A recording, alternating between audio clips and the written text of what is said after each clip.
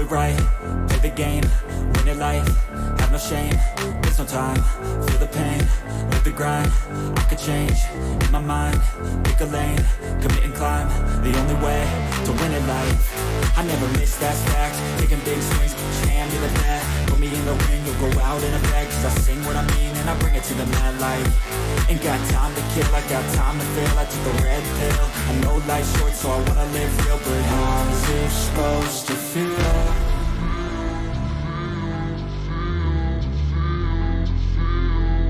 How's it supposed to feel?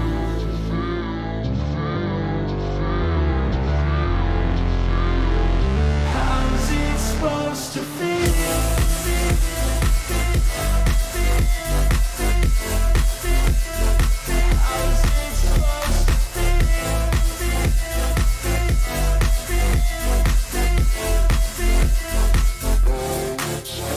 They wanna say my name, but they holding back. They wanna say they hate, but they know it's cap. I ain't play no games, I just do that's fact. And I don't feel no shame, it's a mood you lack. I go crazy, nah, but I ain't lazy. Track after track, I work on this shit daily. Pass me the jack, right as fuel, got me hazy. About to unpack all these things I've been chasing.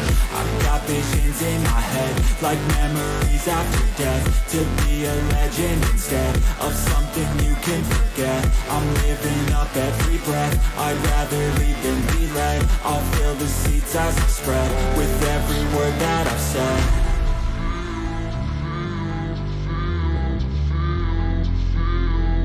How's it supposed to feel?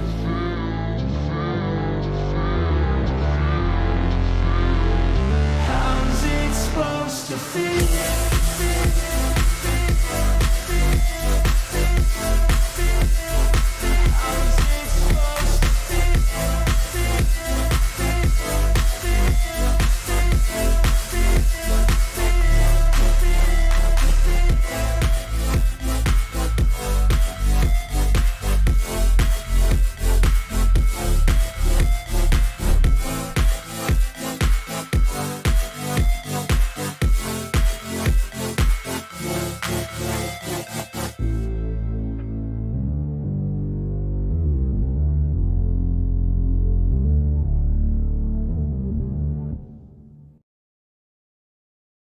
We'll do it live. Okay. Well, no. We'll do it live. Fuck it. Do it live. I'll write it and we'll do it live. Fucking thing sucks. Hey, what's going on, guys? It's good to be back with everyone. How you guys doing on this fine Friday? Rewind, it's good to see you. Blaze, it's good to see you too. And Stephanie. Hey, is the ass man here? The ass man here yet? I didn't see him. Marcus, good to see you too. Mel.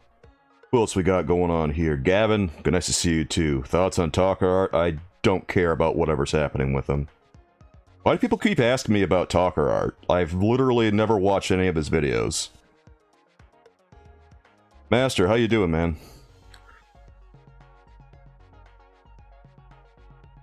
He mentioned me?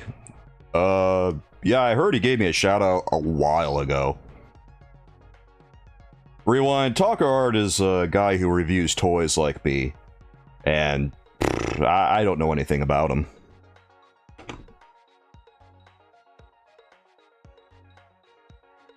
Yeah, that's good, Master. I'm glad. Yeah, I don't really talk to him or anything, so I don't know. If he mentioned me, as far as I'm aware, he gave me a shout out during some Fantastic Four video of his a while ago, and if he's mentioned me since then, I have no idea if he has or not. So, is the HasLab reveal supposed to be tomorrow? I'm guessing it's supposed to be, Mel. Like, they kept saying there's going to be some kind of big HasLab tease or something, and I assume that's what it's going to be tomorrow. They're finally going to dish out the goods, and we're going to see what this is all about. They better jump on it sooner or later, because I believe they're probably going to do it just like they did the last HasLab, where they're going to go through the entire campaign, and after the campaign's over, then Galactus will ship out. Isn't Galactus supposed to ship out sometime in October? I've forgotten when he's supposed to ship out, but he's supposed to ship out sometime in the fall. most likely, well, actually, we're almost at the end of August here, so we're probably going to see the campaign for this HasLab going on through September. Ask Man, how you doing today? Little Goblin Jr. What? Marvel Mafex figures? I think they're overrated. Mostly a waste of time and money. I don't talk about them because there's just not enough interest. Like, it's not really worth my time to go and talk about boutique toys. One, I'm not going to get enough views to recoup the cost of buying them. And two, I'm not going to get a lot of views on them anyway. About as far as I'm willing to go with a different brand other than like Marvel Legends and DC Multiverse is either DC Direct or Marvel Select. Booty toys, what about them? Yeah, Stephanie, I wish that they would just get it out. Just say it. Whatever they're going to do, they don't need to really make a spectacle out of it. You don't need to make a spectacle out of it because the reveals should just be simple and it's exciting enough just like that. Booty toys. Booty toys. Rewind, is your headphones okay? I didn't say booty toys. What? Gavin, the more you think about Mafex, the more they remind you of Hot Toys. Look at it from afar, it goes, and you go, looks nice, but nah. Yeah, that's about how I feel about Mafex. Like, I see all of the Mafex stuff that comes out, and I'm like, yeah, that's kind of cool. And then you look at the price tag and say, yeah, well, it's probably not going to work out. Like, there was a Magneto that looked pretty cool. He looks just like a classic Magneto. Also, I had a Mafex a little while ago, and it's one my girlfriend got me, and the shoulders on that thing just come off constantly. So, I don't think Mafex is anywhere as good as their pictures look like. Duke says it's worth it if a key character Mafex makes. If it's a C-list character, it's not worth it. Yeah, if it's like Spider-Man, it could work out, but if it's Wolverine, it could work out. That's pretty much how it works with Marvel Legends, too.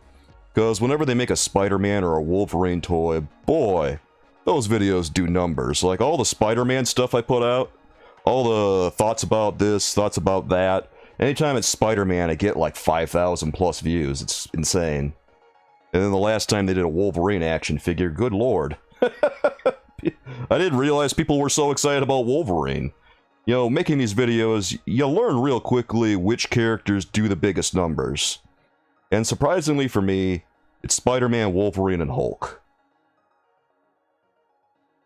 Assman says, I hope Galactus ships out with Marvel the Penguin with Silver Surfer skin cosmetics. Oh, God. I'm glad that Galactus thing is over with. All that Galactus excitement last year was a bit much. Oh yeah, the Molten Man from the 5-pack that was recently revealed on Amazon as an Amazon exclusive. The Molten Man is...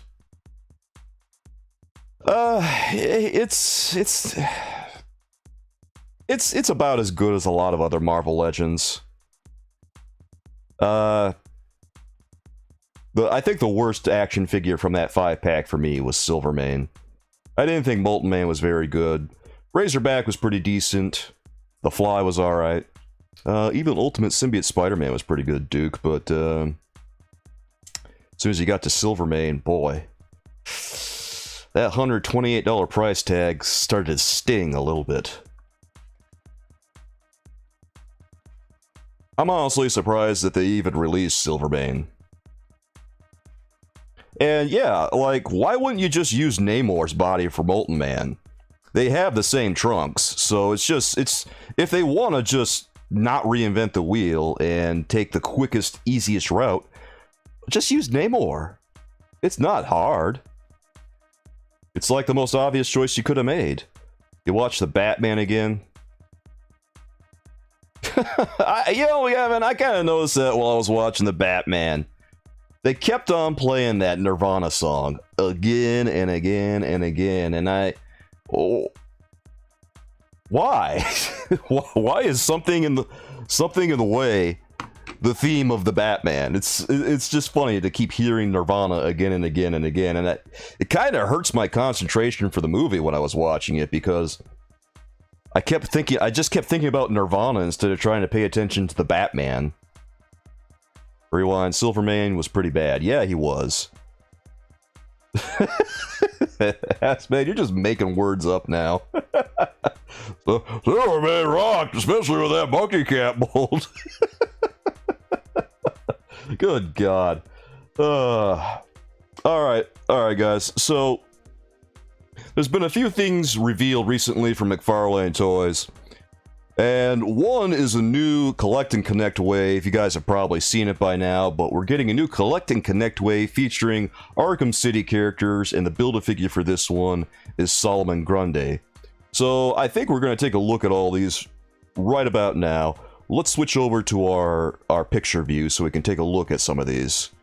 You haven't seen any of these figures? Okay, well, Rewind, you're going to be learning about them for the first time then. Oh God, is there a lot of Guns N' Roses in Love and Thunder? I mean, I don't mind Guns N' Roses, and I don't even mind that Thor is going to be a silly movie. But are they just going to play Sweet Child of Mine again and again and again? Do I think DC movies will overtake Marvel movies because the past few movies have been terrible? No, because they were actually pretty decent. The only one that, like, Doctor Strange was good. Well, Love and Thunder was awful. I haven't seen Love and Thunder, but I know Doctor Strange was good.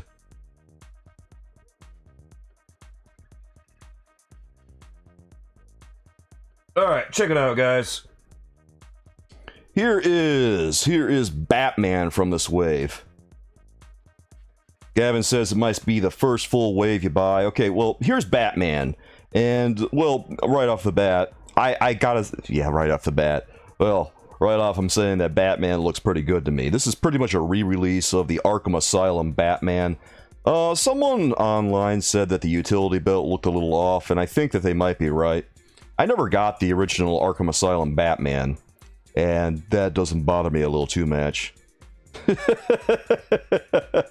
Blaze. Pass! Rewind, Blaze is taking a page out of your book, bro. I wonder how tall Solomon Grundy will be. Master, I'm kind of wondering that too.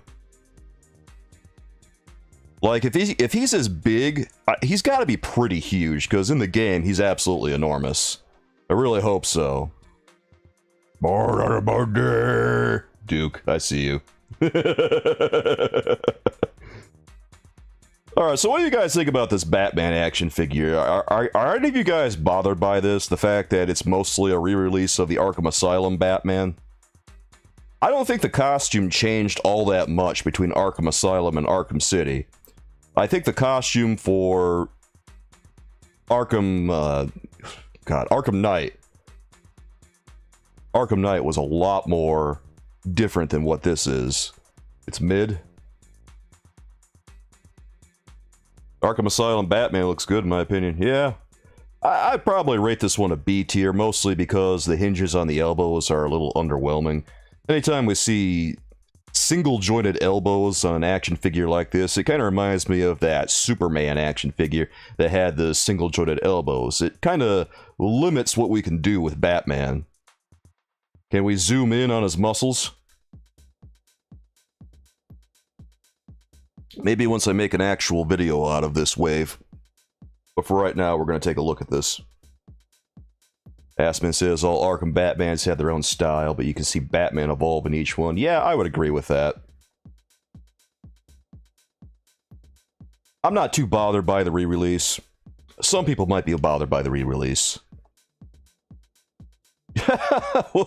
Oh, average YouTube commenter. We'll probably see like a Kite Man eventually. Honestly, I'm surprised we haven't seen a Kite Man yet. You love the Arkham series too, RG? Yeah, I love the Arkham series too. I loved each of the games that they released. I even loved Arkham Origins. Honestly, I liked Arkham Asylum, Arkham City, and Arkham Origins, but Arkham Knight was kind of for me. Like, the gameplay was not bad. The gameplay wasn't bad. But the fact that they decided to go ahead and roll with Scarecrow for the third one as the big bad didn't do any favors for me. I think that they should have led with someone else. Be it Bane or Ra's al Ghul. There's like a select number of villains that make a good choice for a big bad for a Batman game. The first one they went with the Joker, and the second one they kind of went with the Joker again, but they also went with Hugo Strange and Ra's al Ghul. And for the third one, I don't know. I think the obvious choice was probably Bane. Even though Bane did make a pretty stellar appearance in Arkham Origins. Never played Arkham. Maybe if they put it on the Switch, you'd play it. I don't think any of the Arkham games are on the Switch. Yeah, if you ever get a chance, you should play the Arkham games, because they're really good Batman games. It's kind of criminal that we haven't seen a new, Batman game like that in, what, 7 years or something? It's been a long time since Arkham Knight was released. We'll see Kite Man eventually. McFarlane is doing more and more obscure releases recently, so... Well, I don't know about obscure, but he's doing more and more different characters recently other than just Batman. Granted, he still hinges on Batman a lot because, hey, people buy Batman. That's really about where it begins and ends here. Rewind, you never played any of these games either? Yeah, you could actually do an entirely new collect and connect way from all the Arkham City characters. They could do Poison Ivy and Two-Face, and they could re-release Joker. They could even make Bane a Build-A-Figure, or they could make Clayface a Build-A-Figure. Astrid, do you want to see Himbo Bane? What the hell is Himbo Bane? Are you talking about the character from the Harley Quinn TV series? Stephanie, I want a Poison Ivy action figure too. Poison Ivy is really, really overdue for a nice action figure. I want to see something spectacular. I want to see something outrageous. Like mega figure size outrageous. Just Poison Ivy and a giant man-eating plant outrageous. God, I'd be into that. Oh, I don't know if any of you guys ever noticed, but every time I post polls about what people want to see next from DC Multiverse, it's almost universally Batman characters. Like, people keep saying, boy, I sure wish McFarlane would do more obscure characters, and then I put up a poll and then everyone votes for Batman. So, is it any wonder that he keeps making Batman stuff? Killer Croc is an outrageous size. Yeah, I would like to see that. I thought that Killer Croc from Arkham Asylum would be a good, outrageously sized action figure, but I think they kind of downsized him for the Mega Figure release, just slightly. Like, if you ever play Arkham Asylum, just pay attention to that opening scene, guys. Killer Croc is enormous. Good God. Yeah, RG. Mr. Freeze would be awesome, too. I wonder if he'd have to be like a Build-A-Figure, or whether they could fit him into... a regular size box. Yeah, you like this wave? Yeah, we're just going down the list here, taking a look at everything. You want big, dumb, strong Bane. But Bane's supposed to be smart.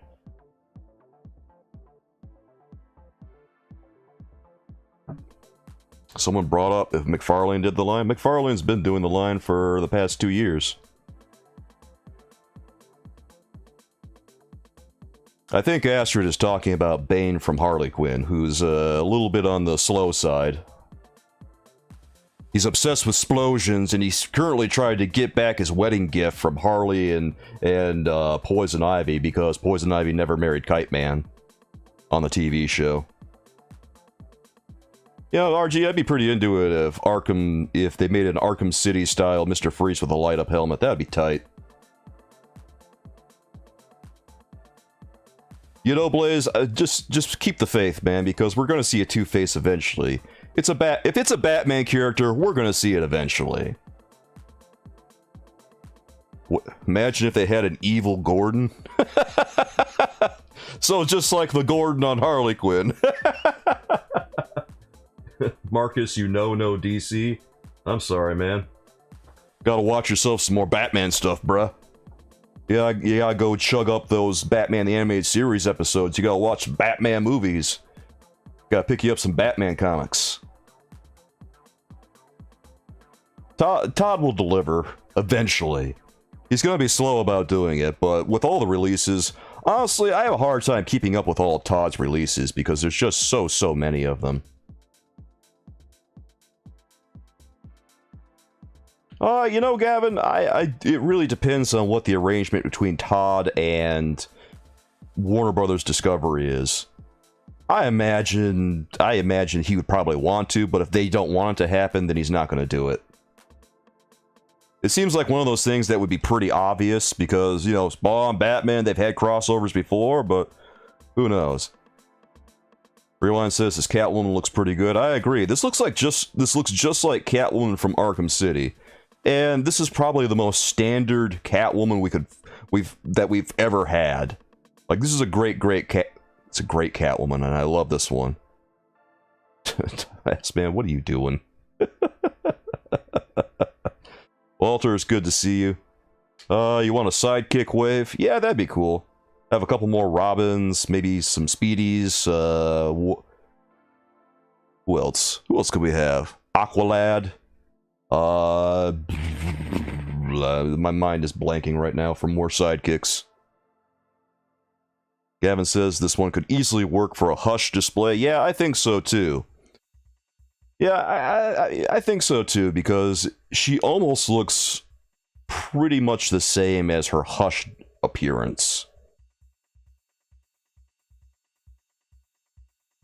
And with the new success of the Sandman series, I would be surprised if we didn't see a few Sandman figures too in the very near future. How many action figures are we looking at today?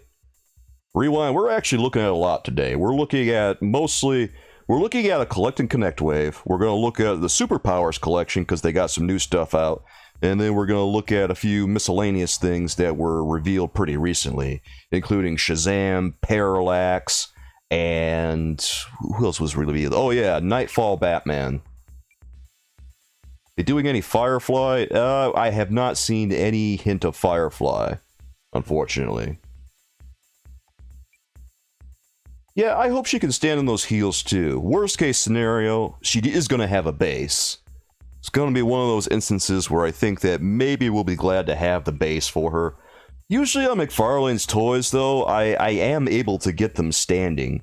The balance on these things is usually pretty good. I can't think of one where I felt like it was really touch and go recently. I do remember having the Dark Father Wave Wonder Woman, and that one was a little rough around the edges. Like it was a very stiff action figure. You couldn't really move her ankles at all. I still got her standing though. So, just my 2 cents about that. It looks like she's going to come with a whip. Thank God for that. I like this a lot better than the Catwoman action figures that were released in the Batman series. The movie action figures. I didn't really care for those Catwomans. Which are you getting myself? I'm leaning toward getting the Collect and Connect stuff over here, and I'm probably going to get some of the Superpower stuff at least.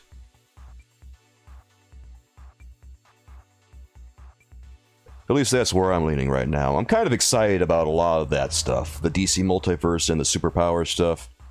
Well, to be honest, all of McFarlane's DC stuff is pretty exciting right now, between Page Punchers, Superpowers, and these Collect and Connect waves. It's hard to keep up because he's pumping out so much stuff and it's all pretty good. Let's go ahead and take a look at the next one. I know what you guys are excited for. This is the one you guys want. This is the one we all want to see. Let's be real here. We all were waiting for the Penguin. It was only a matter of time before the Penguin appeared, and here he is, my friends. Blaze, you're getting the whole wave and the Mega Bane. Looking for some superpowers, but you haven't found anything yet. Yeah, Ass Man, I knew you were going to be sold on this one. This one's going to be available. This one is probably going to be your first action figure, isn't it? I don't even know if you have any action figures right now, but I know you're getting this one. That sweet, sweet Penguin action. God, finally. We've only had like maybe 3 Penguin action figures from Todd McFarlane recently. We've had the 60s Batman retro Penguin, we've had the movie Penguin, and now we've got this Penguin. Does anyone feel like the face on this one is a little off, though? Like, I'm looking at it from the side here. I saw a few other angles and it looked better. But then I looked at this, I'm like, ooh, good boy, that head sculpt. What happened there? Like, everything else on him is great. Everything else on him looks perfect. But is that head going to be the final product? If it is, I might wait for this one to go on clearance. Because of the head sculpt. Jason Alexander as Penguin. You know, he would be a pretty good Penguin, wouldn't he? I wouldn't mind seeing him as a Penguin. Master wants to see the boxer dude. I don't know who the boxer dude is.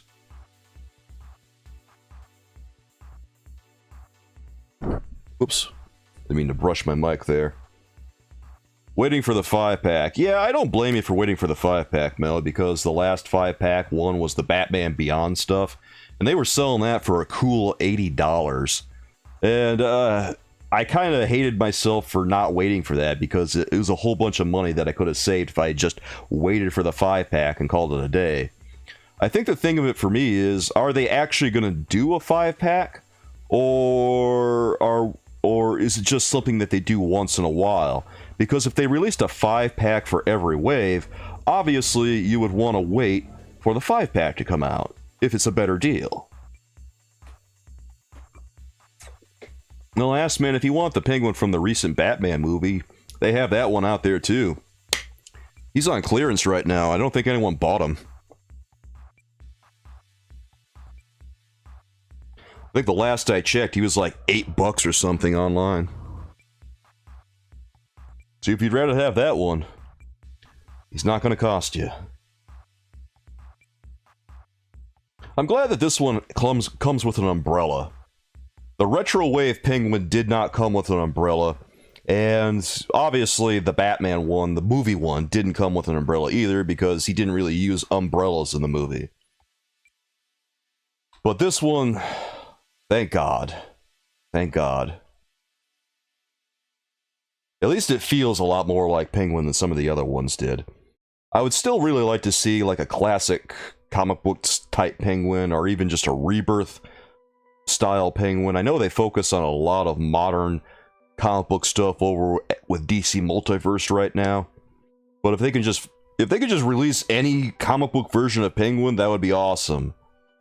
Haven't really seen it yet though. It's all been movies and games.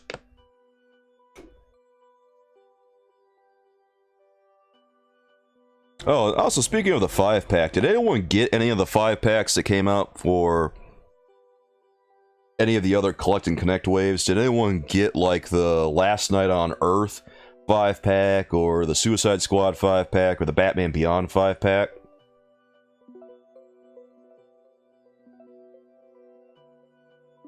Oh yeah, Master. Collecting DC stuff right now is so much cheaper than Marvel. And honestly, a lot of the stuff looks better quality overall. Like the Superpowers collection, I was kind of taken aback that they were only $9.97 per action figure. $9.97. I legitimately thought that they were going to be $12 or something. I was surprised. Why is it cheaper, Rewind? Because Todd decided not to price gouge his customers to make record profits. That's about it, really. That's it. When things got a little hairy during the pandemic, Todd just decided to take a haircut. Also, it's independently owned, so Todd McFarlane can do whatever the hell he wants, really, within reason. Obviously, he has to place the, please the license holders, but other than that, he's got licensing fees? Nah. Not licensing fees, I don't believe it. I don't believe it for a second. Because Hasbro wants to make record profits every year. at the expense of everything else. That's it.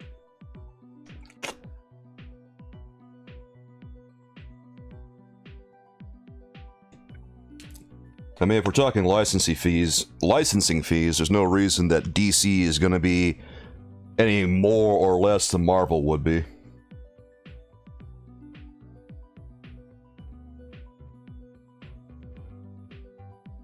Because when you get down to brass tacks, Batman and Superman are every bit as iconic as any of the Marvel characters. Only figure you could see price gouge would be a Jack Nicholson Joker figure. Heard his likeness fee is outrageous, apparently. Jesus Christ, is it really? Well, I guess Jack Nicholson's gotta make some mun somehow, am I right? I don't think we're ever gonna see another Jack Nicholson action figure. You know, now that I think about it, Gavin, maybe that's why back in the day, none of the Batman action figures from the Batman movie waves really looked like Jack Nicholson all that much. Like, the ones that you saw from Kenner had sort of a passing resemblance to Jack Nicholson, but did it really look like him? Not really. And then when in Toy Biz's movie Batman wave, they just didn't even bother trying to make a Joker that looked anything like the movie Joker. They just did a bootleg version of the Superpowers Joker and called it a day. Hot Toys may make them again? Well, they can go ahead and do it. I'm never going to buy a Hot Toy ever.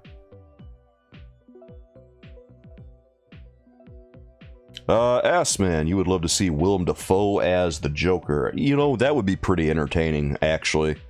I remember back on Twitter for a while, there was a bunch of rumors circling around until we heard the announcement for Joker 2 being a musical with Lady Gaga, that Willem Dafoe was kind of obsessed with the idea of a movie featuring two Jokers, which, in my opinion, would have made for a really exciting sequel. I think that would have been super fun to see him opposite Joaquin Phoenix. And trying to figure out which of them is the real Joker. But instead, we're getting something else, and that's fine, I guess. I still would like to see the two Jokers. Also, Willem Dafoe is getting up there in years, so sooner would be better than later. Yeah, it is what it is. Zara, how are you doing, dude? Nice to see you. Nicholson took 25% of the profits, which ended up in him making like 60 million. Yeah, he made a stupid amount of money. What happened was way back when, guys, here, let me change this picture over to the next one in this series, which is Ra's al Ghul. Okay, so here's what happened with Jack Nicholson. In agreement for him being in the Batman back in 1989, he lowered his fee to be in the movie in exchange for a percentage of the box office and merchandising profits. Because, you know, it was a risk because he wasn't sure if this was ever going to make any money at all. No one was sure if the movie was going to make any money. So, obviously, Batman from Tim Burton back in 1989 became a phenomenon. And, well, Jack Nicholson laughed all the way to the bank. Because the box office was huge. The merchandising was huge. And Jack Nicholson took a cut of all of it. He could have retired neatly off of that. He made something stupid. He made something like 100... He said that it was the most profitable movie he had ever been in. Because he made like $150 million or something crazy like that.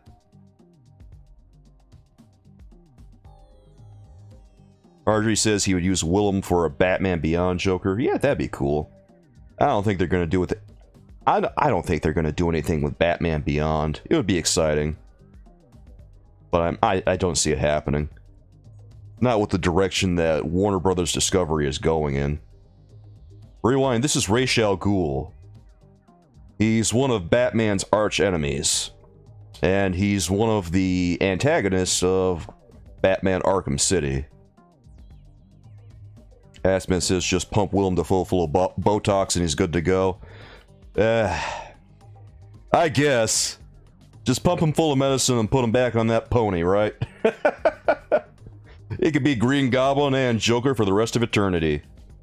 Master, have I seen the Young Justice animated series? I have seen part of it. I saw maybe like the first episode, but I haven't been watching it religiously, and now I feel like I probably should, because right now HBO Max is hemorrhaging DC content. I'll tell you right now, if Marvel does just steamroll over DC and completely obliterate everything they do, it's gonna be because HBO Max is in a downward spiral, and Warner Brothers Discovery is hemorrhaging the content to save a buck.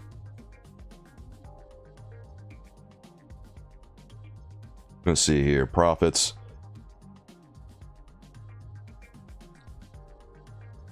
Yeah, smell, profits, everything after they recouped expenses.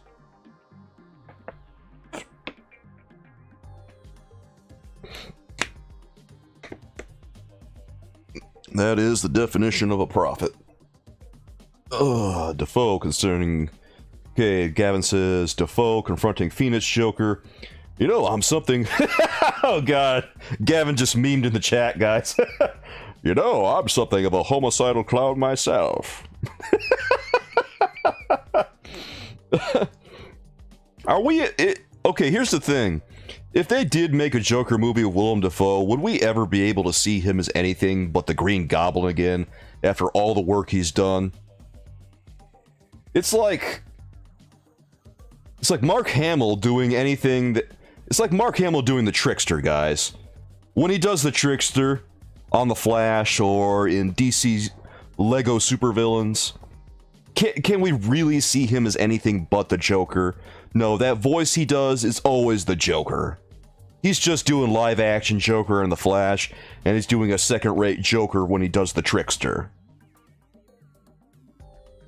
Assman, Ra's al Ghul is less Batman's teacher. He's not Batman's teacher at all. Ra's al Ghul's a madman, and Batman is in love with his daughter Talia, and they actually have a kid together. Yeah, Hobgoblin too. It was just the Joker. You listen to Hobgoblin on Spider-Man the Animated Series, it was just the Joker. Stephanie, you want me to check the Discord? Let's take a look here. What'd you guys post on the Discord? Oh wait, he did a test as the Joker? For real? Oh, that's awesome. Okay, I'm gonna take a look at that later, Stephanie.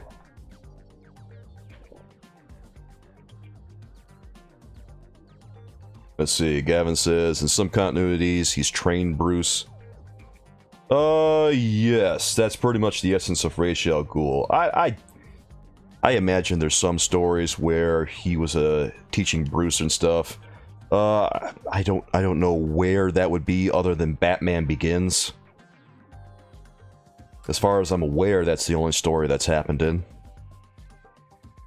But then again, I don't know absolutely everything about comics.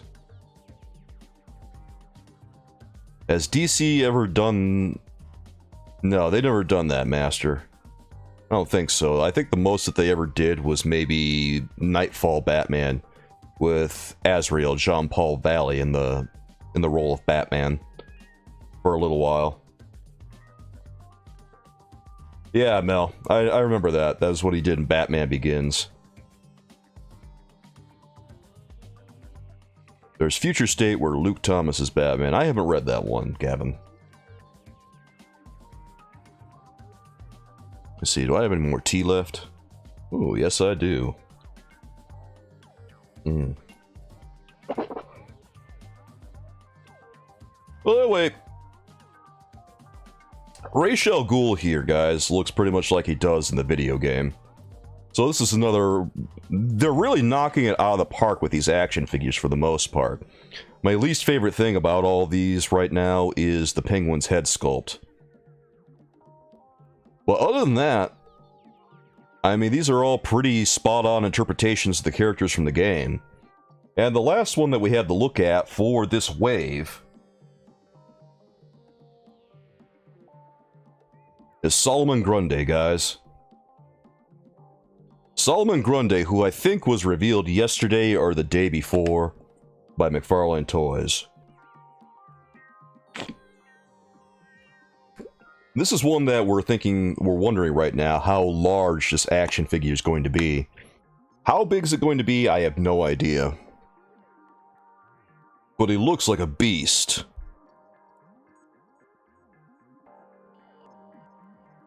I'm hoping that he's going to be I'm hoping that he's going to be the biggest one in the entire... Well, I hope he's going to be the biggest Build-A-Figure that they've ever done. The legendary tea mug. Yo, Assman, I do sell Damn I'm Good mugs on my merch store. And by the way, Astra just bought one of my shirts on there. She bought the Ann shirt. The one based off of the Reddit thread that displays that May that they posted. And she said that the resolution on it looked pretty good. So, if you want to check it out, guys, Astrid's got the stamp of approval on those shirts. I was a little bit worried that the resolution was going to be kind of off on those, because when I was blowing up the image to place on a shirt, I kind of had to stretch it and sharpen it and kind of cross my fingers and hope that it looked good. Master says, hopefully as tall as Titan Joker. That would be about the right size for Solomon Grundy. If he's not as big as Titan Joker, I'm going to be a little bit disappointed, Master. Good way, but it's missing the most important character in Arkham City, Dr. Michael Morbius. Where's my Marvel Legends Morbius, Hasbro? I want my Morbius. The people have spoken. They want a Morb out, damn it.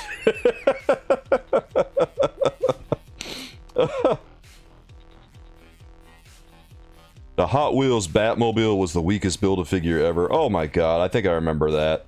Are you talking about that one that had the Batman Who Laughs and Nightwing and Batgirl? I never got that one, but it looks stupid. I'm kind of bummed that I've never been able to get those action figures, because I kind of wanted the Batman Who Laughs, and I kind of wanted Nightwing, too, and I never got them.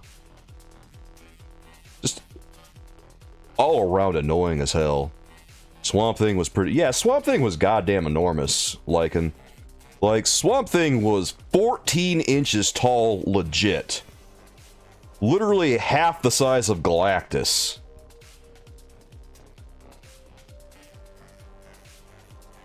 That's how big he was. That just puts things into perspective there.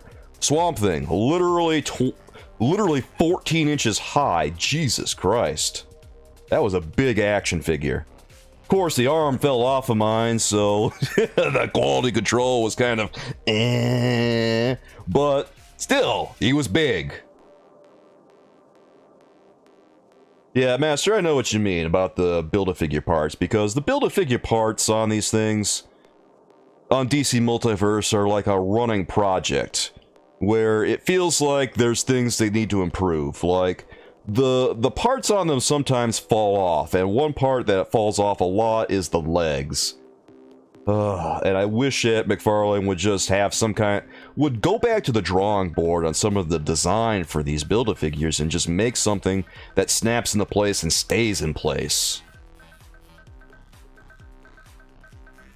The red Nightwing? Yeah, I know there's a red Nightwing, Mel. I don't really want a red Nightwing, you know? I want a regular Nightwing. I just want a regular Nightwing, and I don't like the Arkham Knights one. Or, no, not the Arkham Knights.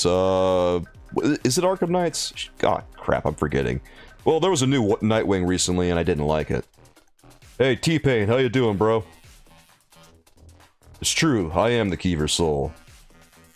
Yeah, rewind. This is Solomon Grundy. He's a pretty popular DC villain. He's fought a lot of different superheroes, but he's made quite a few appearances in Batman comics. You'd like to see his Zatanna figure? Yeah, a lot of people have been saying that. I'd like to see it too. Anytime he wants to make a few more lady action figures would be great. I am not renaming this channel Soulkeeper Boys and Toys.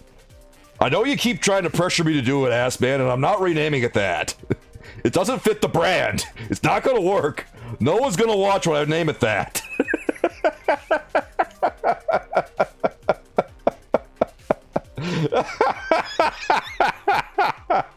No, rewind. I'm not doing it. Well, Why you gotta get Rewind on board with this? Why is Rewind on board with this? Yeah, Astrid, I agree. Solomon Grundy looks great. Let me ask you guys a question. I noticed that there's like a little perforation around his chest and his stomach area. Guys, do we think that the center of his body there is going to be like removable so we can see the exposed rib cage and heart and stuff? Because that would be so tight if it's removable. I'm kind of hoping for that now. Nope, yeah, probably not, but I'm crossing my fingers and hoping that we can do it. Because it sort of looks like maybe.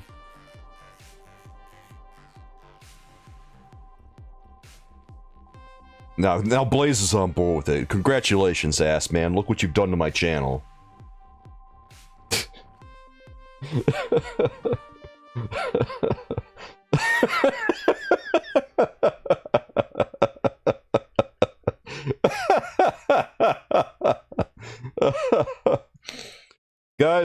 Guys. Let me ask you guys a question. Let me ask you all a question. If you could make your own collect and connect wave right here, right now, soulmates. If you could get any action figure in a wave that you want from Todd McFarlane, what 5 action figures would you want? And remember, the 5th one's got to be a big guy. What design Grundy is this? This is from Arkham City, Lycan. This is based on the Arkham City design because the entire wave is Arkham City characters. I'm not changing the name. The name is perfect. Soulkeeper Marvel DC Collectibles. It gets the point across. Watch, I changed the name to what you guys want and I'll just hemorrhage subscribers. Shrek. Okay, Blaze is even better. Shrekkeever. Shrekkeever Soul Toys.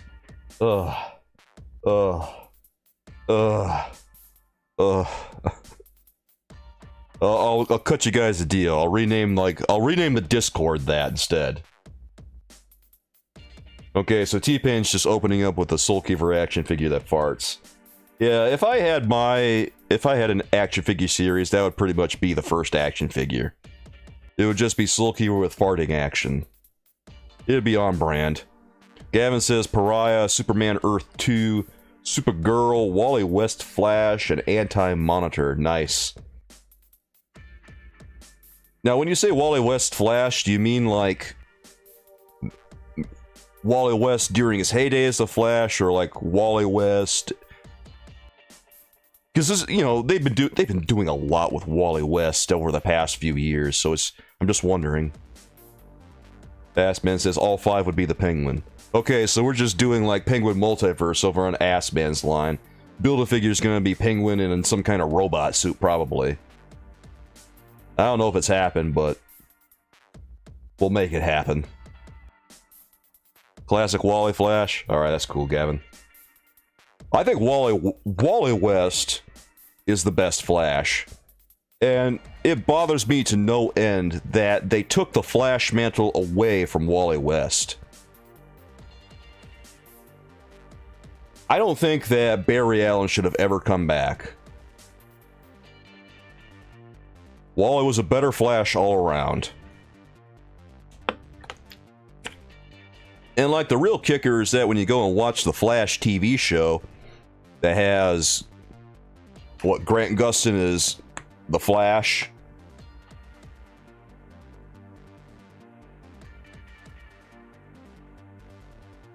Astrid asks, whatever happened to people who pay get a big... Something happened on your little text there. People who pay get a bigger say. Well, people who pay get a bigger say? I don't see Will paying on here. What are you talking about? I know exactly who pays over here, Astrid.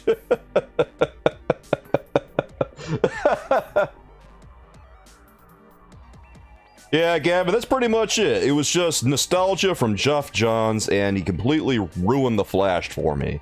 The Flash was legitimately one of my favorite characters. I loved his comic book, and he wrote the character for years. And then all that flushed down the toilet, Why? So we can bring back Barry Allen? No. No. Soulkeeper, why are you putting a space in between my name, bro? just wondering. Are you counting his image works or excluding them when asking his image works? His image works. Are you talking about the brand image? Like the comic book brand? Because, I mean, we're not going to put image action figures in a DC Multiverse wave. So yeah, it would be just DC characters. Lycan would like to see Michael Shannon Zod, Dr. Manhattan, Classic Darkseid, Slade Wilson from Teen Titans, and Trigon. Oh, those are some sweet cuts right there, Lycan. Nice. Assman's just trolling.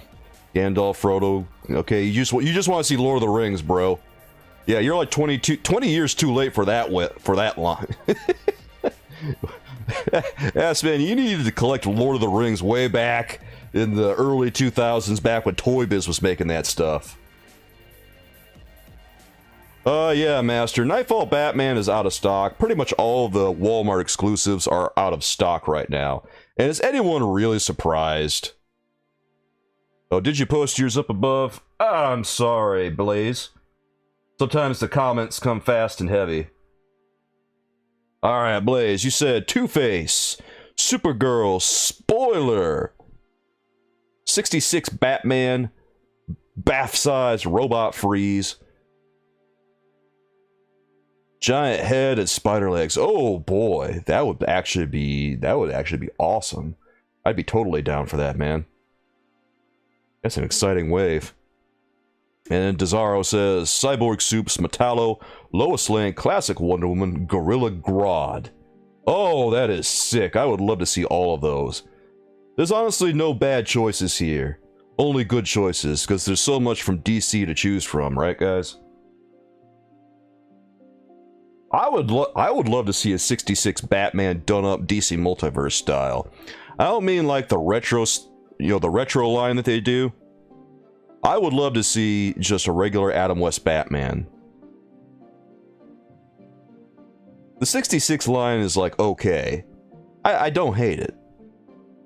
It's pretty affordable. It's like $17.99 or something like that. Yeah, it's not too bad. I know what you meant, T-Pain. I'm honestly surprised that they didn't just put all the 66 stuff into the DC Multiverse line. Like, I wonder why they decided to create an entirely separate retro Batman wave, or a retro Batman line. That's what I don't get, Blaze. And when you get these action figures, they don't really come with accessories, they come with these sound effect things that you clip onto their hands.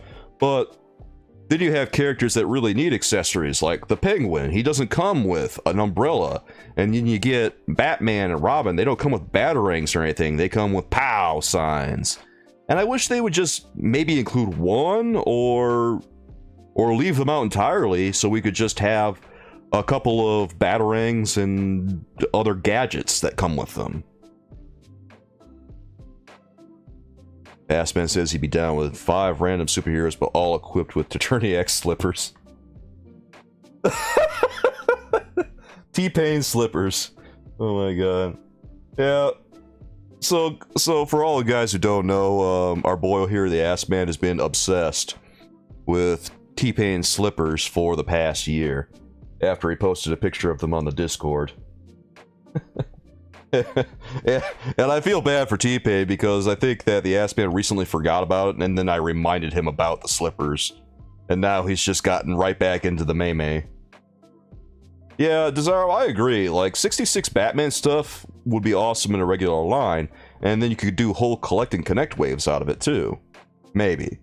I don't know who a collect and connect action figure could be for a 66 Batman thing. Maybe like some of the bigger guys, like, you know, like King Tut or something.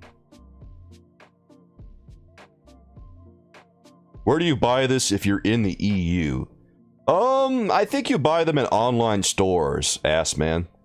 What kind of department stores do you have in the EU? I'm actually not familiar where you guys would go to get toys over there. I know that some guys over in England just go to a store and find a bunch of Marvel Legends. But if anyone here is from the EU and has an idea where to get that stuff, let the ass man know, please. Because I'm just an American and I have no idea. Alright. So, let's move on now, guys, and talk about the Superpowers collection.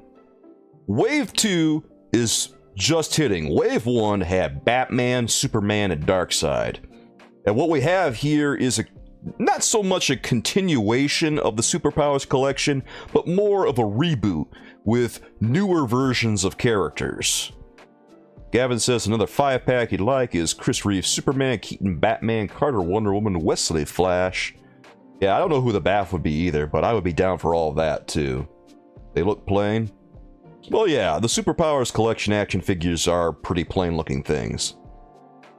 On Amazon, yes, Assman, you can get DC Multiverse stuff on Amazon. I've bought a lot of DC Multiverse stuff on Amazon, a ton of it. Amazon, you can get Marvel Legends on there, you can get DC Multiverse, should be good to go there. Pass on these dudes, except maybe the bottom on the left.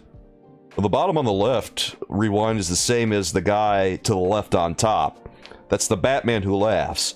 What this is this is a sighting of Wave 2 in Walmart. They've already got Batman Who Laughs, Green Lantern John Stewart, and the Flash out on the shelves. And those characters comprise Wave 2. We also have an idea of what the next wave of Superpowers action figures are going to be, because there was a leak pretty recently.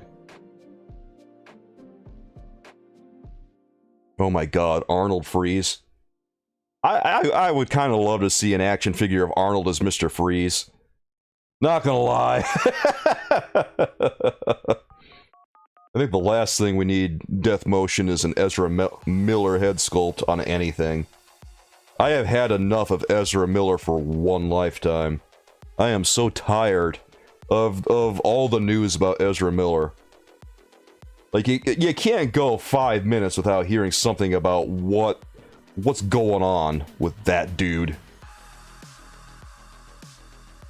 Stephanie says she'd like to see a villain wave of DC Multiverse. She wants to see Mad Hatter, Mr. Freeze, Poison Ivy, Mr. Zsasz, and the Bath is Vandal Savage. Oh!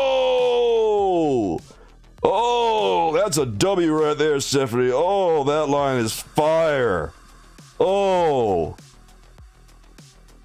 I would be into that. A Bring on the Bad Guys wave? Please, and thank you.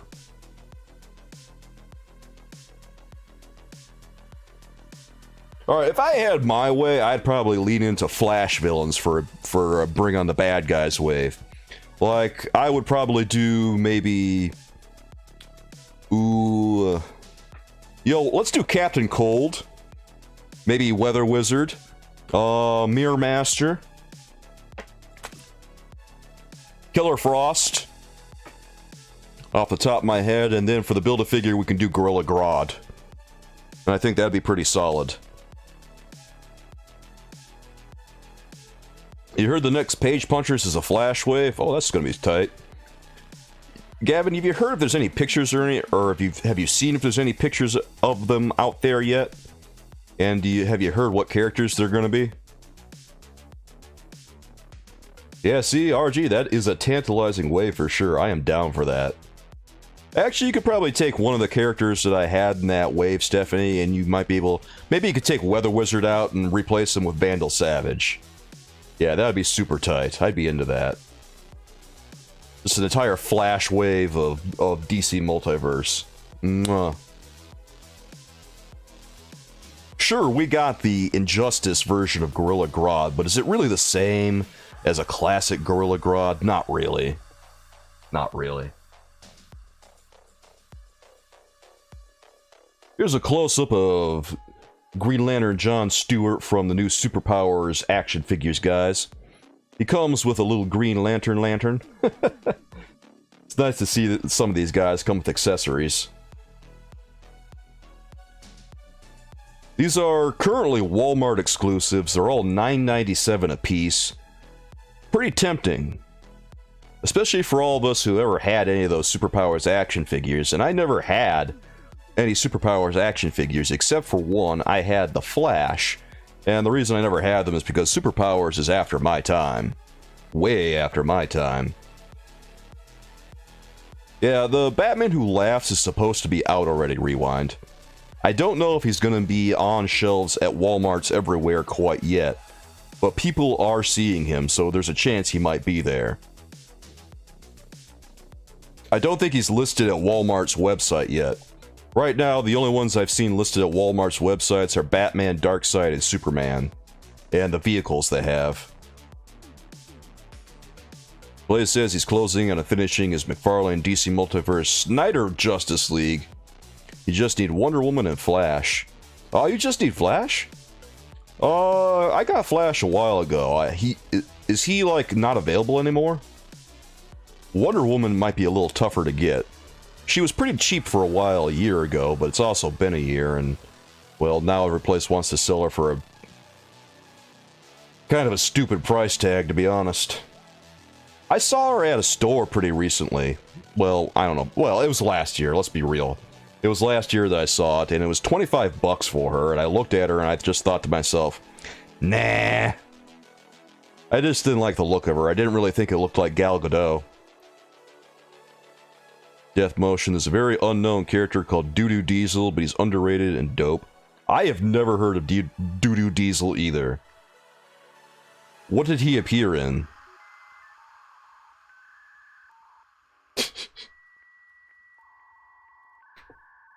Make that Gorilla Grodd the size of that Monkey Man bath from Toy Biz and you're sold. Are you talking about like Hitmonkey or something, or am I thinking of something else?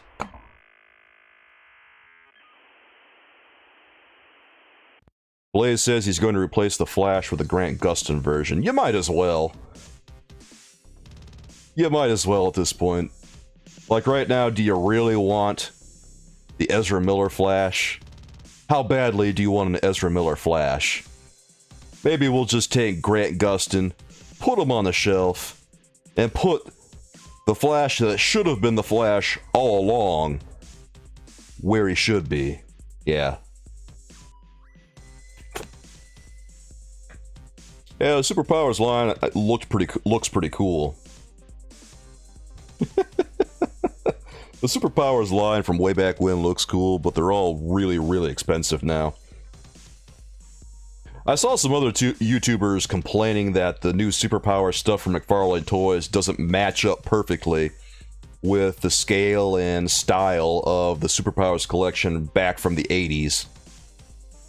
And also, a bunch of them were complaining that these don't have action features anymore. Which, you know, action features are neat and everything, but I don't know if not having an action figure on these is a deal breaker for me. Also, like, who's really collecting these? I don't think it's children collecting these. It's probably people who had Superpowers action figures way back when collecting these.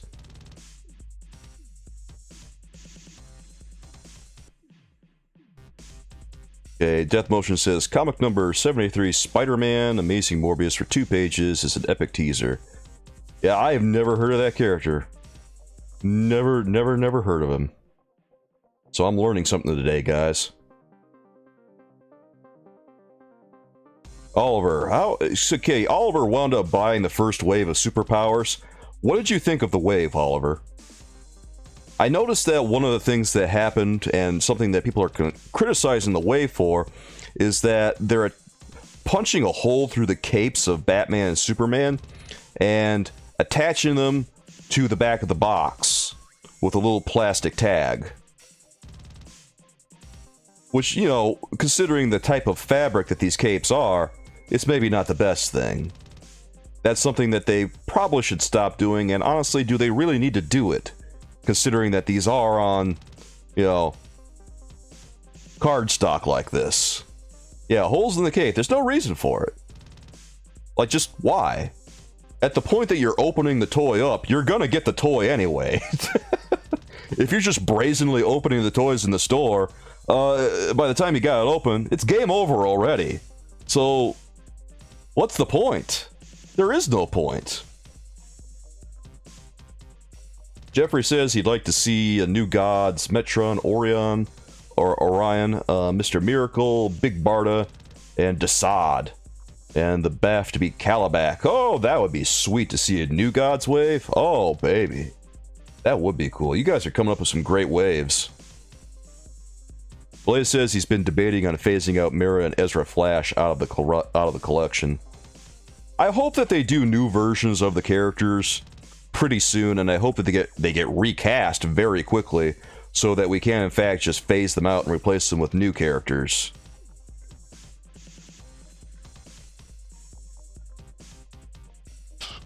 Yeah, okay. Oliver says he saw an end cap, so it introduced John Stewart. John Stewart, I think, technically is the very next action figure in the wave. Although it seems like him and Flash and Joker Who Laughs have all been introduced all at once right now. So we're seeing them in Walmarts across the country, and I don't know whether he's considered part of Wave 1 or Wave 2 or whatever, or if they're even going to have waves and they're just kind of releasing them as they go. That's the thing about McFarlane Toys' releases, is I don't know that he really designates them at all, aside from just putting them out there and calling it a day. Okay, so Oliver says they put an S on Superman's cape and didn't give him a solid red cape. Okay, that's cool. I am glad that they're actually doing the fabric capes now. Some people have said that the capes look a little cheap or something, but you know, the look of it seems like they're using stiffer fabric for the capes, so it doesn't bother me that much. That kind of fabric that they used back in the day on those old Superpowers and Toy Biz and Kenner action figures later on, that fabric tended to warp a lot and it would always kind of curl up on you. So having something that maybe is a little stiffer, I think, works well. They just need to stop putting holes in the damn capes, and then things are going to be pretty good. Blaze, okay, Aspan wants to know if Blaze is going to talk on Discord again. I wasn't planning on doing another Discord call with everyone, but if everyone's into it, we can do another Discord call. I don't know, depends how you guys feel, which of our members want to come on tonight. Here, let me take a look at the next action figure in this. Okay, there's the Joker Who Laughs, guys. This is another one. And,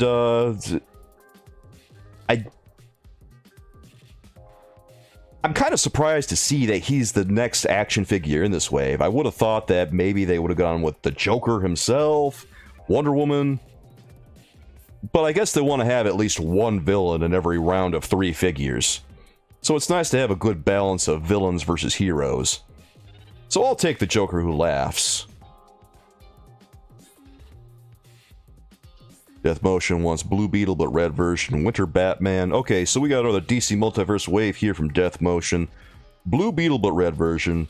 Winter Batman. Unfriendly Robin. Doo-Doo Diesel. Ding Ding. And Gurren McSupercool. That's some kind of wave. That's I did not expect to see that. Real deep cuts there, man. Yeah, the new capes are more rigid but better for it. Yeah, exactly. It's just, it's one of those things that's weird to me that I see YouTubers complaining about. And I think that the reason that some of these guys are complaining is because they're so hung up on nostalgia that they can't see that this is probably the right way to go. Like, God forbid that the toys are not exactly like they were when you were a kid. I don't go out expecting that. I always expect certain things to be different, and I expect things to change. I don't expect to get the same toys that I got when I was a kid. I certainly didn't expect to see action features from the Superpowers wave. They would have been nice to have, but if we're getting better sculpts for it at, you know, the low price of $9.97, and to be fair, the sculpts on these look pretty tight, I'm pretty happy with these.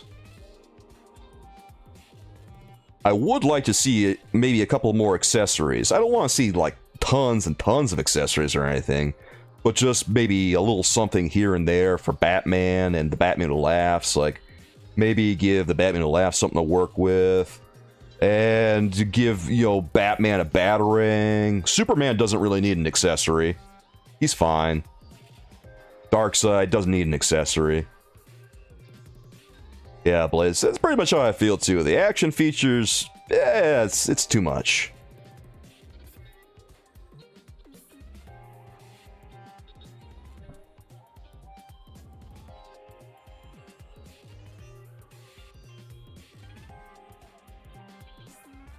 Okay, T-Pain says that if he starts an action figure collection, he's opening them all and chucking the boxes. Yeah, you do you, T-Pain. Gavin, I'm feeling pretty much the same way about these superpowers. I think that at least I'm going to get Batman. I'm going to talk about that action figure on this channel. And by the way, I've got a little bit of news for you guys. I already announced this to all the members of the Discord, but I want to announce it to you guys here. That I've got a number of Marvel Legends that I ordered pretty recently because, well, there were some pretty good sales going on. You guys really were watching those videos, so I felt like I had to order them. T-Pain, there's in-the-box collectors. I'm just talking to T-Pain for a second. T-Pain, there's in-the-box collectors and there's out-of-the-box collectors. And I see a lot of out-of-the-box collectors shitting on in-the-box collectors, but both ways of collecting are valid. Like, if someone wants to keep the toy in the box, that's their prerogative. Blaze. But if you do take them out of the box, take pictures for us, please, and post them on the Discord. Anyway, seen Hasbro do Oh yeah, I like them. Like, why not the Long Halloween? Batman the Long Halloween, that makes sense. Like it wants Dracula, Batman, Werewolf, Beast Boy, Mummified Dr. Fate, Frankenstein, Grundy. Oh, that's an amazing theme wave.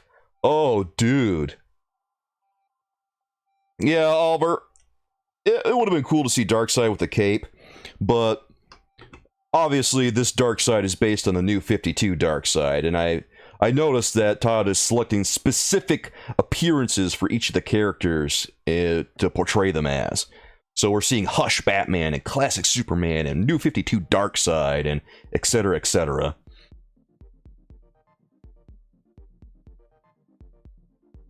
And Dazar over here has a good point too, because when people are talking about no action features, like what are they talking about?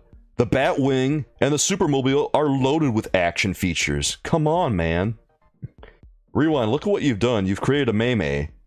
You've gotten blazing on this, and it's killing me. Yeah, Gavin, that's the same way I am. I'm out of the box 100%. So, but if people want to collect in the box, go for it. Doesn't bother me at all. And Mel, I'm pretty much the same way. I've got a lot of unopened action figures that I'm kind of sitting on. And here's the thing, guys. I got a ton of action figures I need to do reviews of. I'm sitting on a lot of them. Like, I've got the Age of Apocalypse Colossus wave. I've got the Shang-Chi Mr. Hyde wave. Probably sitting on something else that I can't even remember right now. And I just haven't gotten around to it quite yet. Oh yeah, I'm sitting on the Stiltman wave too. Haven't gotten around to it. Because, you know, a lot of these first impressions, thoughts about videos that I do, this time-sensitive content just keeps coming at me, and I keep putting it off, and I just gotta get down to it. I've also got multiple Collect and Connect waves to get to, too. Oh, it's killing me. Draven. Draven, it's great to see you, bro. How you doing? If you kept in box, maybe a different story. Only buy one to stock, one to rock from your favorite characters. Yeah. If you love a character a lot, then having one in the box and out of the box works for you. Like, if you're a big Batman guy, you might want to buy Superpowers Batman and then keep one in box and then have one to play with. Blaze is threatening me with Spawn stuff. I better watch out. Blaze is going to make a P.O. box for me, and he's just going to cram Spawn down my gullet.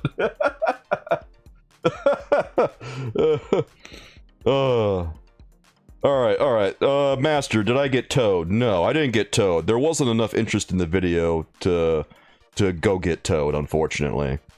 If we got maybe a few more thousand views on that first the first impressions thoughts about video that I did, I would have gotten towed, but it doesn't look like people are all that interested in him. Assman's gonna collect all the toys and hammer them with a nail to the wall for display. That's amazing. Do it. Post pictures. I triple dog dare you. Rewind, can you call your channel Soulkeeper's Boys and Toys? Go for it.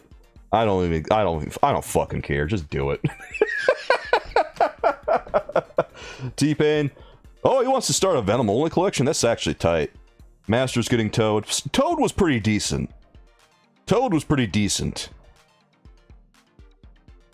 I like Spawn, I just haven't gotten around to him because I'm so goddamn busy all the time with DC Multiverse and Marvel Legends, Oliver. I'm swamped, bro. Some people have been getting towed, and despite the cost, they are happy with him. Well, he looked like a pretty good toy, Master, because he's mostly new except for the arms. I'm never too busy for Spawn. Blaze is really putting his foot down. God, I guess I'm doing Spawn now, guys. I better get my shit together. Alright, so I told you guys I had a couple of announcements, and I'm going to tell you what the announcements are now. Sorry, I was just responding to a lot of comments over there. Okay, so I very recently ordered Amazing Fantasy 15 Spider-Man, so there's going to be a review of that coming pretty soon. I have them ordered, and then I also have Marvel Legends 20th Anniversary Hulk, because you guys watched that video a lot of interest in that one. There was a good sale this weekend, couldn't resist it, so I got him. And also, Rhino also, because you guys watched the hell out of that video, you guys are really interested in that, and I'm gonna be, he came too. And also I ordered 90s animated Wolverine. Once again, another guy that you guys really want to see. Another action figure that you guys really want to see. You guys watched that video again and again and again, so that indicated to me which characters you want to see the most. So I got those coming pretty soon. I was trying to get the Lizard recently too, but he's out of stock at Walmart, so that's going to have to happen whenever. And also 90s animated Spider-Man is going to have to happen whenever, because I don't know if he's ever going to come back in stock.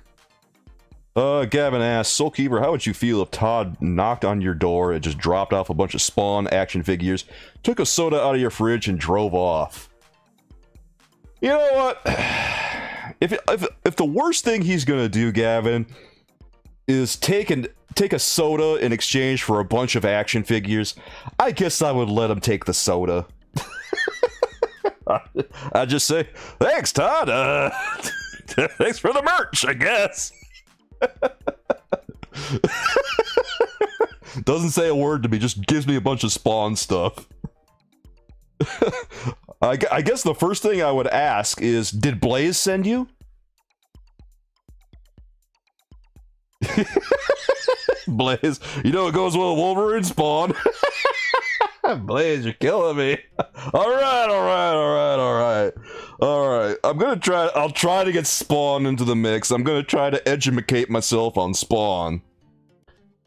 I know a little bit about the early story of Spawn, but recently I have not paid attention to Spawn at all, so forgive my ignorance, guys.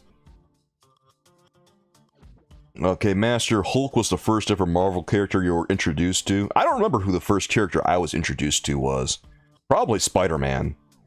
Well, Batman is the first ever character I ever read about. And then Spider-Man is probably right up there too. It's probably Spider-Man and Batman. Those have been my big ones. Okay, Inglorious. Oh, actually, if we want to do like a round table or something, Inglorious might be available. You've got the night off. That's sweet, man. Raven's got the night off. Head home to go on your computer. I'm looking forward to it, man. Thanks for being here, bro. I really appreciate it. Let's see. Sutton. Oliver says the Rhino looks awesome. Yeah, I thought the Rhino looked pretty cool too. I'm really looking forward to doing a review of that for you guys. Oh god, Master, you saw that 80s Hulk cartoon too? I remember that cartoon. You know what? I wish that they had that cartoon on Disney Plus because I would love to watch it. It was such a good cartoon too. All those 80s cartoons that they did with Hulk and Spider-Man and Spider-Man and His Amazing Friends, they were all pretty amazing. Gavin asks, how about this, Soulkeeper? You wake up one morning, see all your Marvel Legends replaced with McFarlane Toys figures. You look out your window and see Todd with sacks of Marvel Legends figures. As long as he leaves the Toy Biz ones, I'm okay with it. Oh, is that cold-blooded, guys? Is that cold-blooded? Oh. As long as he just takes the Hasbro ones, I'd probably call him and thank him for relieving me of them. Oh no, I'm sorry guys, I didn't mean that.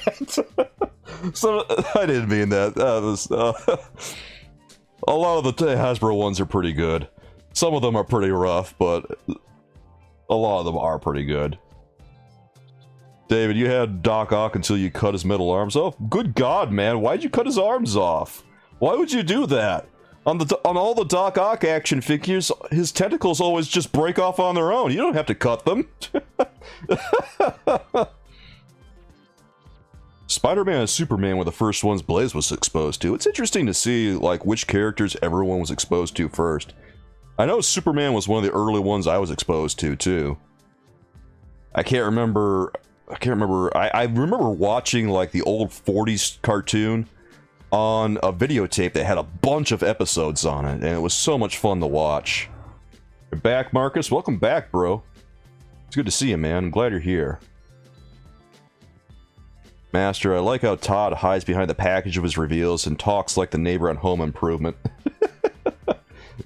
Todd always does like these reveals that are real casual, and I love it. It takes maybe 2 minutes for him to do a reveal. No fanfare at all. He just says, hey, here it is. It's real cool. I've been playing with it myself. Sorry for the tape on the package. Gonna be available for pre-order real soon. Go and get it, guys. End of video. Like, he doesn't do anything fancy. I don't think his reveals could be any lower effort than they are, and it's magical.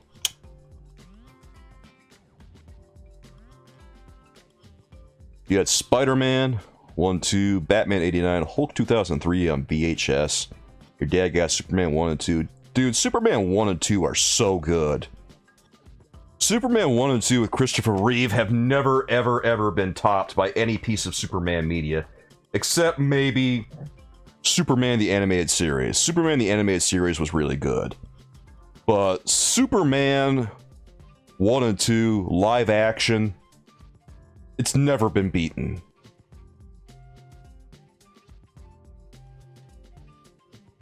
Legit, nothing Henry Cavill has ever done, nothing that Zack Snyder ever did has come close to Christopher Reeve. Alright guys, here's the Flash from the new Superpower series. This one's out too right now, and he's on shelves along with Green Lantern and Batman Who Laughs at the moment. Superman 2 is your favorite, Gavin. You prefer it over the first one mainly because of Zod. You know, Zod's a good character. What I wish about the makers of these things is that they would realize there's more... Superman has more villains than just Lex Luthor and Zod. For the love of God, can we please get Brainiac? Why is it so hard for these people to do Brainiac? Now, I know that they were thinking about doing Brainiac in the third Superman movie, and then obviously it didn't happen.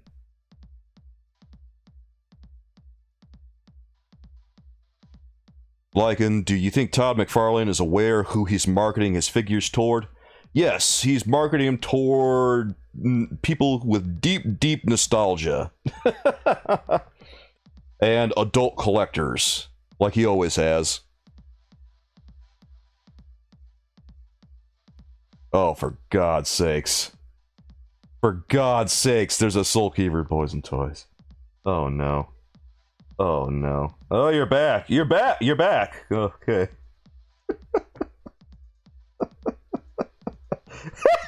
I had to start up the channel. Oh, just watch. Now it's going to be a clips channel of everything that I do here. Rewind, is that you? You're just going to meme me now, aren't you? Go ahead, do your worst. As long as I can make a t-shirt out of it, whatever.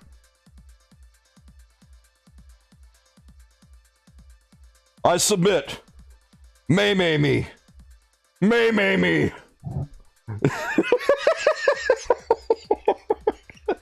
This is what I've been warning them about. This is what I keep telling them. they gotta stop with the name. You can't just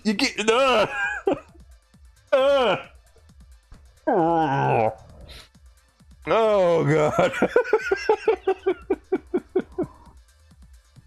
Yes, man.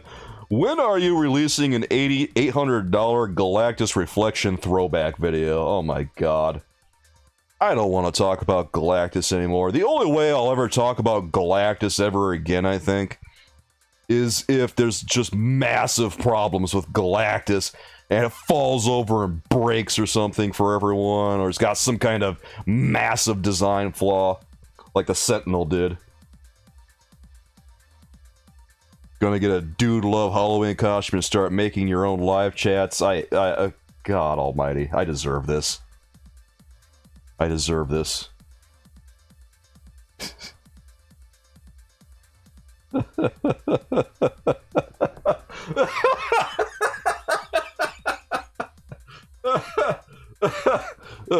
First figure ever to make $1 Galactian. Oh man, I don't know if you guys watched any of those Galactus videos I did like a year ago, but people were mad about them. They were so mad. And there's like one where I was talking about how my girlfriend Astrid and I were talking about Galactus, and I just made the video for laughs. It wasn't a serious video at all, and people were so mad about it. Yes, T-Pain, I suppose that would be worse. Thank the Lord Christ. Definitely, yes, this Flash looks very good. When I look at this Flash, it reminds me very much of Wally West, because this is pretty much how his suit looked for a good portion of his run. I know that Barry Allen... Wait, isn't Wally West the Flash again? It's hard for me to keep these things straight now. I think Wally West became the Flash again.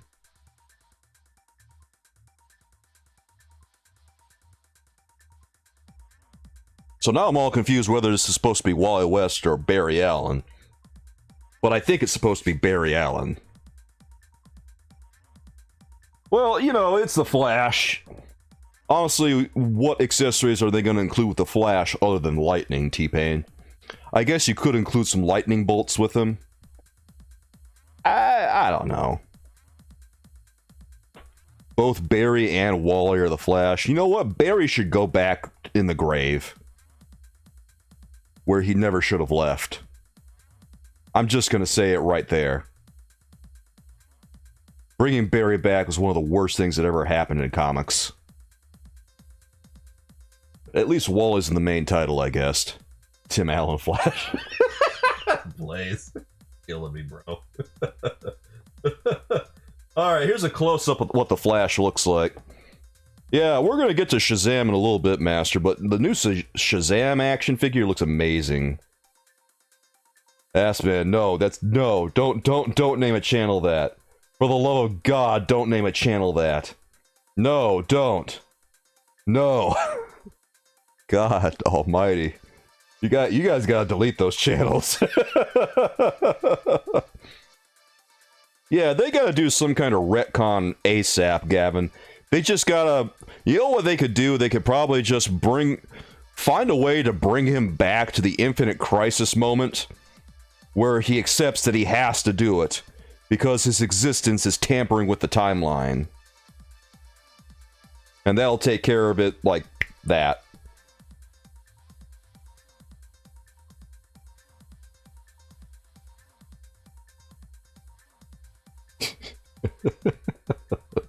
Now Master's on board with the name you just came up with, Assman. Are you proud of yourself?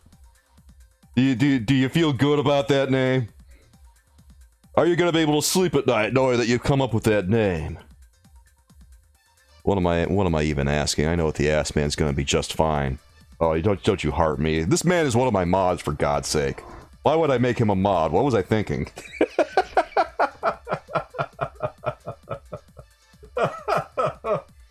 Alright, check it out, guys. Here's one of the new... Sorry for the low-quality picture here, but here's one of the new DC Superpowers action figures that we're going to see pretty soon. This one is Wonder Woman, of course. And obviously, we're getting a rebirth version of Wonder Woman.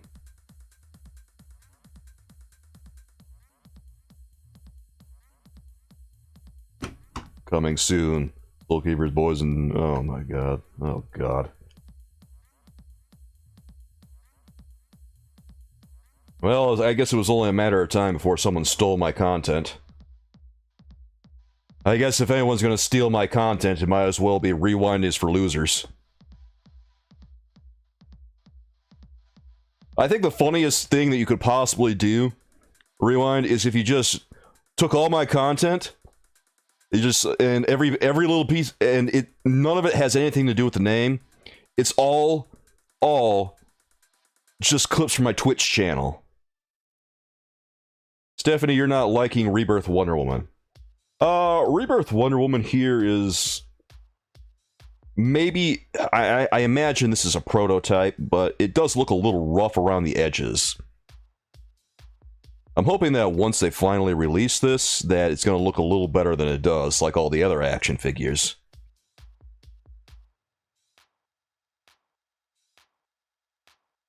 Wonder Woman is not the only one, though. There's also another one that's floating around out there, and this one's a little, honestly, it's just a repaint of the Flash, more or less, because guess who it is, guys? It's the Reverse Flash. Not digging it? So the Reverse Flash has a new head sculpt, it looks like. 26 degrees Celsius? That sounds like a perfect temperature, Marcus. Wonder Man. What about Wonder Man, T-Pain?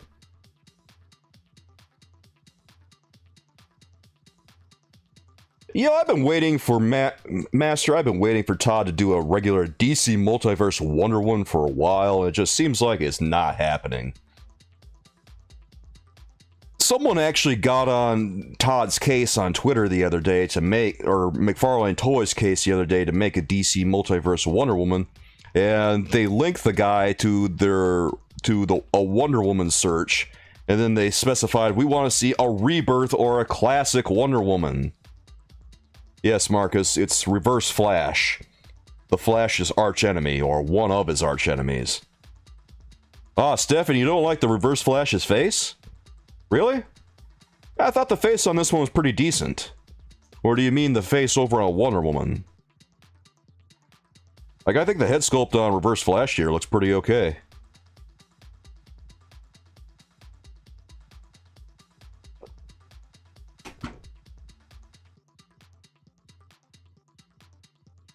Yeah, Master, they know people are asking for a rebirth Wonder Woman. Or even a classic Wonder Woman, Wonder Woman, but they're not really delivering on it yet. He looks constipated. Yeah, well, Reverse Flash has that look about him a lot. Here, let's switch to a full body image of the Reverse Flash. Alright, there's him going from the back. Yeah. Well, like I say, it's not really anything too exciting right here because it's just mostly a repaint of the Flash, and you don't have to reinvent the wheel for a Reverse Flash because he is wearing essentially the same costume. All you really need to do is give him a new head. You want a Doc Savage action figure? Yeah, I don't know if I see... I don't know. I don't know about Doc Savage.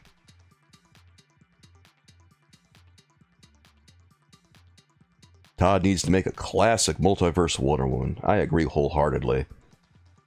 I'm gonna have to go... I'm gonna have to go back on Twitter pretty soon and ask them to make a rebirth Wonder Woman. I know they're probably not going to do a classic Wonder Woman, but for God's sake, would they do a rebirth one already? Please, I'm begging them. You have no reference frame to go off of. Is this good for an action figure? For the type of action figure it is, yeah, it's fine. It's a $10 action figure. And for what it is, it's perfectly acceptable. Askman asks, when you review a toy, what do you base your review on? What areas? Now, you guys probably are aware, but recently there's been a few other miscellaneous DC Multiverse action figures announced, including Blue Beetle and Booster Gold. Booster Gold we see here, along with Blue Beetle over on this next image. This is the classic Blue Beetle and Booster Gold. A very, very famous friendship. Okay, so Assman asks, when you review a toy, what do you base your review on? Like what areas? Okay, so basically what I look at when I review action figures is the price point it's set at. I look at what that price point is and the average quality for what we expect from that area. Like, obviously, at the price point we're at right now, the two main competitors are DC Multiverse and Marvel Legends. So, when I make comparisons, I'm thinking about what the two are doing and who's doing it better. And so you'll see me comparing Marvel Legends by Hasbro a lot to DC Multiverse by Todd McFarlane. You had to heat up a commie burger. This is Blue Beetle and Booster Gold. Yeah, like, and they might be for all I know. I don't know much about Star Wars Black Series, though, so admittedly, I'm completely ignorant about what's going on with that brand.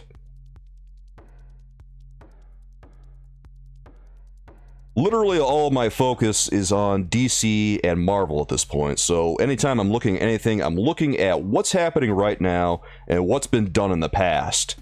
Like, at this price point, we're obviously looking at a certain amount of detail, not stupid amounts of detail like a hot toy would have, but we're looking at a moderate amount of detail. And when I look at a toy at this price point, about 20 or I guess now $25 for a Marvel Legend, I want to see about an average amount of detail like you would find on a really good DC Multiverse or Marvel Legends action figure.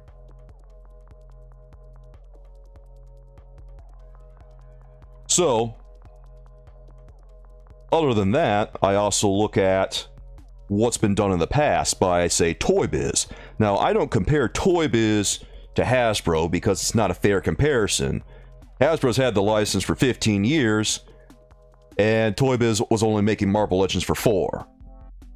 Also, there's been a lot of advancements over the course of 15 years, so can I really compare Toy Biz to Hasbro? Sure, but is it going to be a fair comparison? No. But it is fair to compare Toy Biz to Hasbro, because Hasbro's had so much time with the brand and they've got all the resources in the world now. So I'll compare what happened under Toy Biz's reign to what $5 versus $25? No. We're not going to compare a $10 action figure to a Marvel Legends action figure. Like, I'm not going to take the Marvel, God, I wish they would call them a different thing other than Marvel Legends, but the Marvel Legends 3 3/4 line, I'm going to compare that to another like line. Like, I would compare it with Page Punchers. That's the most immediate line that I would compare it with. Honestly, you could probably compare Page Punchers or Superpowers with the Marvel Legends 3 3/4 line. Either of those are pretty comparable because of the price point. So, again, we're going to look at the level of detail that we're getting on one brand versus another. See, that's the thing, Lycan. That's the thing. DC Multiverse has a lot of detail sculpted and doesn't reuse a lot of parts.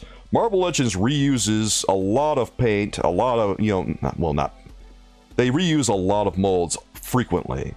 That's like the main difference here. And when I look at these things, I'm always looking at that, like, what level of reuse are we looking at? And if we're seeing just massive reuse across the board, even when the reuse doesn't make a lot of sense for a character who's got a lot of textural details that need to be there, well, then I'm probably going to criticize that too. Ah, you're welcome, ass man. Also, when we have like the Marvel Legends 3 3/4 stuff with the superpowers and page punchers, I'm probably going to compare them with similar toys from Toy Biz's era back when they were doing their Marvel Superheroes line, along with all the other miscellaneous lines they were doing around that time. Stuff that's going to be more or less comparable with what they have, because those things were being sold at a pretty comparable price point, and when adjusted for inflation, they would be sold at about the same price point today.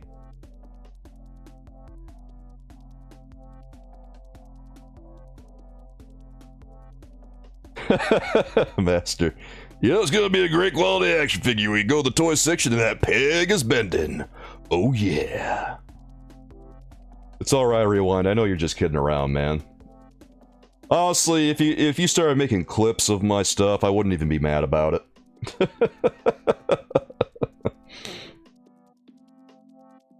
Oh my god, we have Michael Morbius in the chat. We got Michael Morbius in the chat. Morbi, baby. Morbi good, Morbius. Morbi.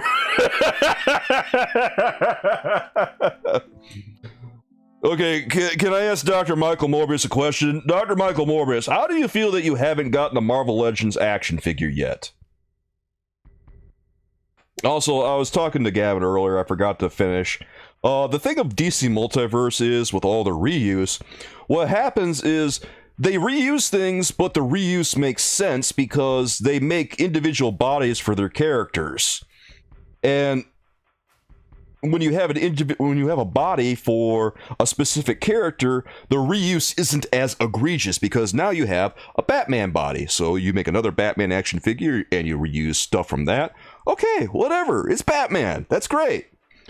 And then you have, what, a Superman action figure? And you've already got a Superman body. Okay, well, reuse that.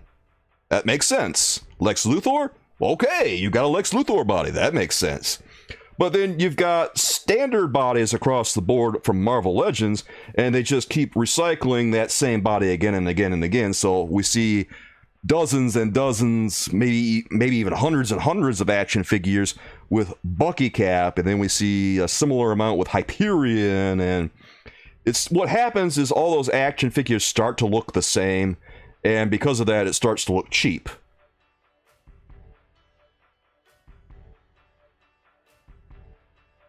And when we see what is possible at a $20 price point from DC Multiverse and what they're doing with the $25 price point from Marvel Legends, it's awfully hard to not criticize Hasbro.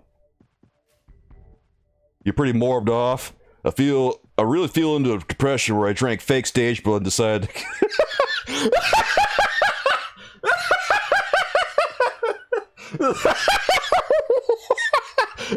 Oh god, I'm dying, man!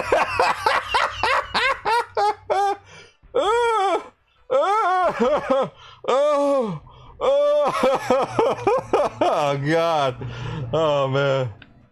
It was 24 pounds for a Legends figure. $30-ish. I'm not too familiar with the conversion rate, but yeah, it sounds like it'd be about 30 bucks over here, T-Pain. Oh my god. Oh man, I think I laughed so hard I just gave myself a headache. Oh my god.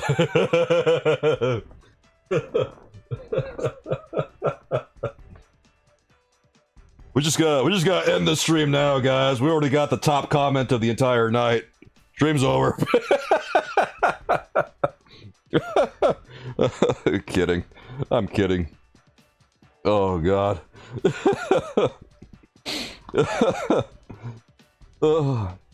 Alright, so Blue Beetle and Booster Gold, like, The Blue Beetle looks really good. Blue Beetle looks amazing. Oh, like, and I'm already morbing over here. Pass it around, Morbius. We're all gonna take a sip and judge. Jesus Christ. Yeah, Marcus, if you can get like Gambit for £7, get it. So, Blue Beetle and Booster Gold is actually a pretty exciting 2-pack. The thing that bothered me about this one is that they're really blatantly reusing Blue Beetle's body for Booster Gold, and it's really, really obvious because you can see that they're just painting over the top of Blue Beetle's boots. I was kind of surprised by this one because usually when you see McFarlane's work, it isn't quite like this. This feels kind of flat by comparison for McFarlane's work. And people, surprisingly to me, were focusing on the lack of transparency on the goggles for Blue Beetle and Booster Gold, but to me, that's just losing sight of the big picture. We're kind of losing a lot of that detail that and the texture that McFarlane's DC Multiverse is quite famous for at this point. I don't mind what they did with Blue Beetle, but for Booster Gold, I would have liked to see a little bit more sculpting on his boots and stuff. A little bit more separation here and there. That would have really brought this home. Morbius asking in the chat. Oh, God. Oh, my God. Morbius over here is hawking the Morbius DVD. Dr. Michael Morbius, can you give us a little bit of info? Tell us what you think about the Twitch stream, or all the Twitch streams that were showing Morbius 24/7. Because they were showing that movie for a straight week. People were just streaming Morbius again and again and again. And to be honest, I think that was the absolute best way to watch Morbius, because Morbius was such a bad movie. And the only way to make it bearable was Twitch chat. Bob the Awesome Bob says, I think that based on the gold Shazam, the Fury of Gods would be awesome. Also Black Adam. Okay.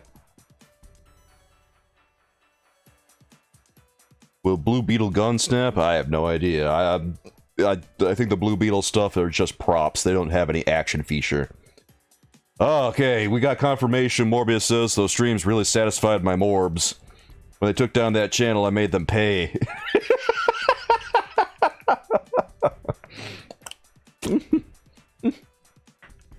Marcus, they should put Morbius in the cinema again.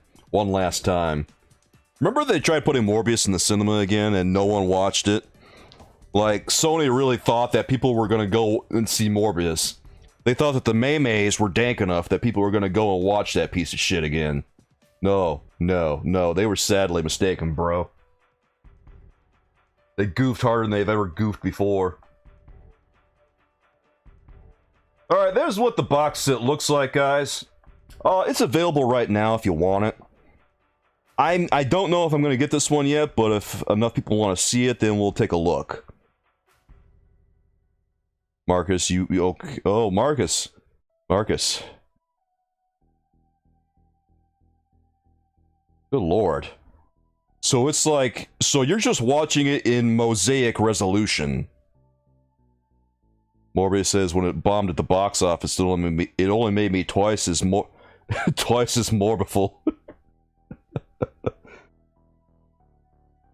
Morbius, if you could morb harder than you've ever morbed before, how much morb would you need to morb? Like, how much morb can your morb contain? It has 1 pixel. Well, why don't you just delete it then, Marcus? Bob says if he had enough money or if he was Mr. Beast, he would rent out an entire theater and play Morbius in every theater and fill them all up. Dude, how would you get people to come?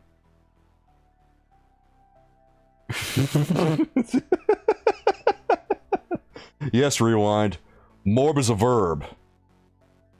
Morbius says over 9 more billion to do that, my follower. Okay. Well, we got... How can we possibly get Morbius over here 9 more billion to morb up his morbs? I said what I said, Marcus. If it's 1 pixel, delete. You just gotta take the L, man. Chuck that shit. Get it out of here, bro.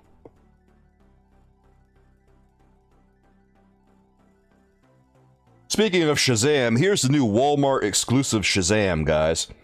Take a sweet look at this one. A lot of people are excited about this. Again, it's a Walmart exclusive, so you know, we'll see how it turns out. But this one does look pretty good. T-Pain, yes, Morbius is absolute rubbish. It's awful. It's a terrible, terrible movie.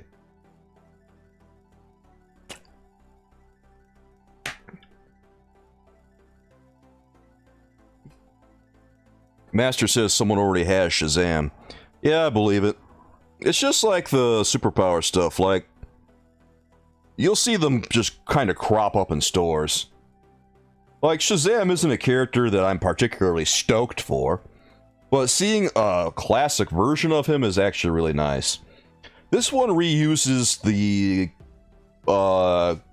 infected Shazam body, and that's the same body that we saw on Black Adam in the Frost King wave recently. So we're seeing that again here. Raphael Cashman, I don't know who that is.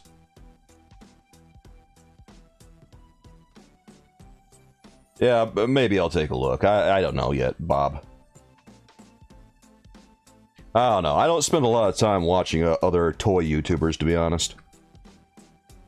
Mostly because, you know, after doing so much of this myself, I just feel like, I don't know, I don't really need to see more of it. How much Morb could a Morbius Morb if a Morbius could Morb Morbius? The answer's probably something like 10 more billion.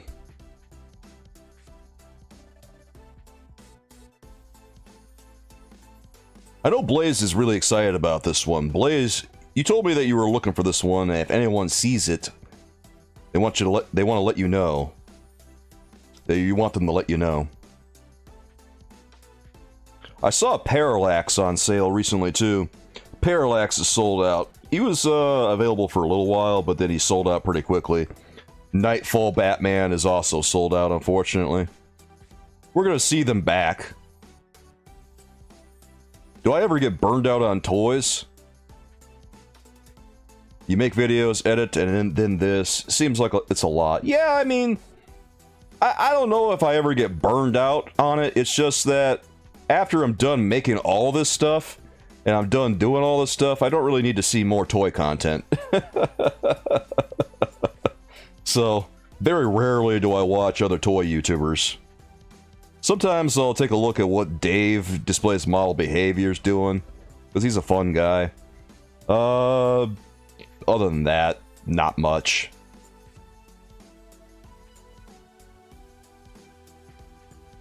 I wish that yeah, Master, it's nice to see DC Multiverse getting a lot of stuff at Walmart. I just wish that the stuff at Walmart were easier to get.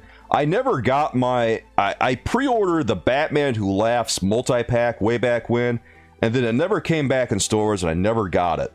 The one that had the Batman Who Laughs and all the Joker Robins in it. Ugh. That was annoying. That really got on my nerves, man. They canceled my pre-order and I was so mad. Infinite Morbs. Morbius says I will eventually go back to my Gavin channel, trying to see how much more I can do with this. Gavin, did you just log on to Morbius? I didn't realize that was Gavin. I was wondering where Gavin went. I guess now I know.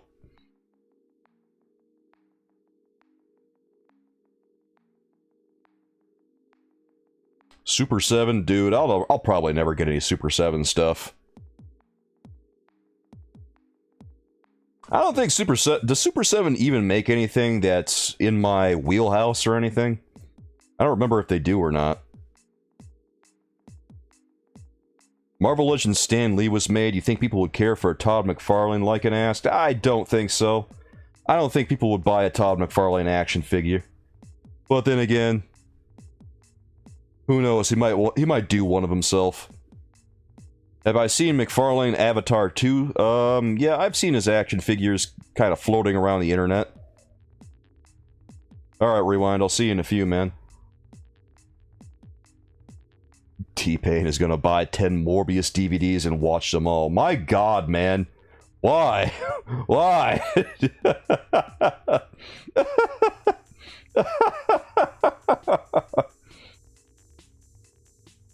I remember, like, last week we were talking about Avatar, and you guys were talking about the TV show, and I thought you were talking about the movie.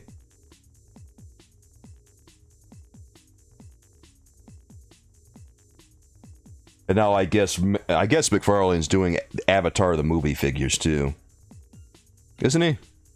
I'm pretty sure that's what I saw. I don't know, man. We've been waiting for we've been waiting for an Avatar 2 for the longest time.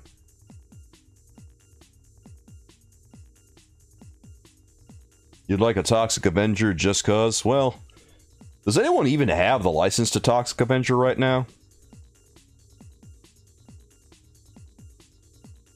Wait, wait, wasn't Super 7 doing something like that? I don't know. Hey, I don't know much about that stuff. Bob says Super 7 Ultimates are awesome, but you need to wait till they release before, since you buy, they go down in price after release. But the reactions are overpriced good, but yeah, okay.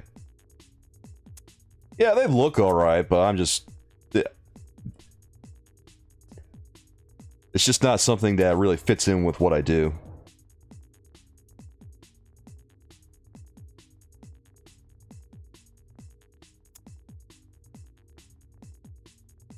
So, someone mentioned Dark Flash earlier, and yes, there is a Dark Flash action figure out there too. And Dark Flash apparently is going to come in 3 variants. Each one has a different head sculpt, they say. I think one is like a screaming head sculpt, another one is more or less screaming, and honestly, the head sculpts don't look terribly different. But there are going to be 3 variants out there.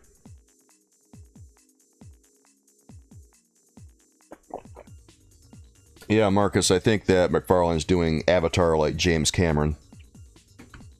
And he's also got Avatar the Airbender, so... Or... Yeah, Dark Flash looks pretty sweet, Stephanie. I'm actually kind of surprised that we got to see this one.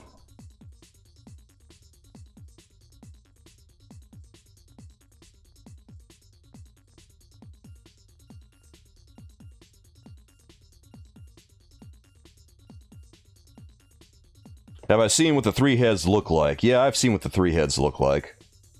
I didn't think they looked all that different. Mondo's X-Men? Yeah, if you want to get Mondo's X-Men line, go nuts. For what it's worth, Wolverine did look like a lot of fun. Here's Knightfall Batman from the new Walmart exclusive. This one I saw pretty recently on Twitter, and I mentioned to McFarlane Toys that it's almost a perfect action figure. What it needs is it needs to have metal fingertips because they are like... Excuse me, they are blades on the end of his fingers. And also he needed a little yellow square on his collar. And initially, they didn't have that yellow square at the middle of his collar, but fortunately they painted that. His claws, though, are left unpainted, so... That's pretty much the only inaccuracy that I could see on this one. Other than that, this one is pretty good, and it is a perfect sculpt of Knightfall Azrael Batman.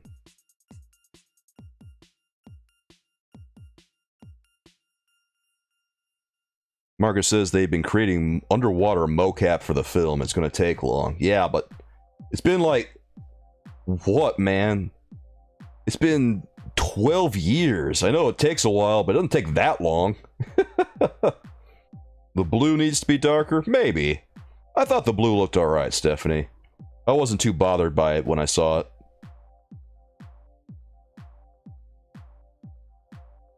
As far as I can recall, I think the blue looks about the same as it does in the comic books.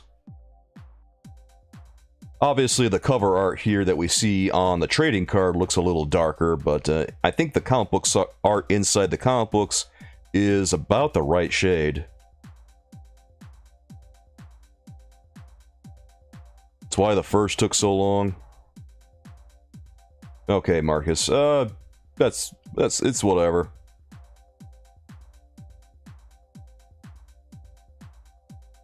Based? Yes, based works here, Marcus.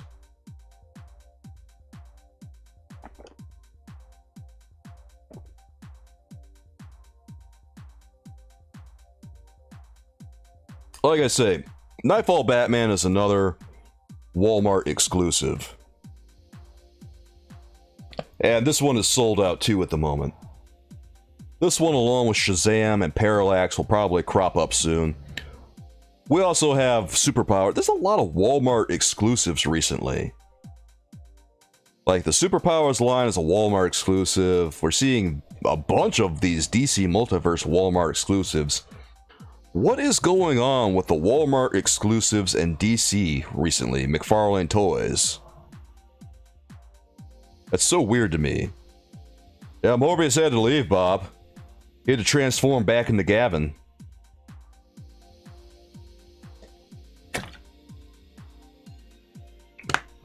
The based command from Twitch does work over here, guys. It just takes a little bit longer for the chat bot to respond. So don't worry. It'll crop up eventually. It just might take a second. I noticed that the chat over here on YouTube takes a little bit longer for that to just to work.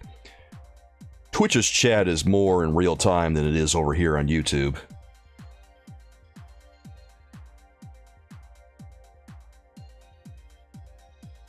Bob says DC Multiverse needs to have all Batman and Supermans from now on as exclusive since they have so many and not much other characters. Oh God, for the love of God, I don't need more exclusives. We're already seeing enough exclusives.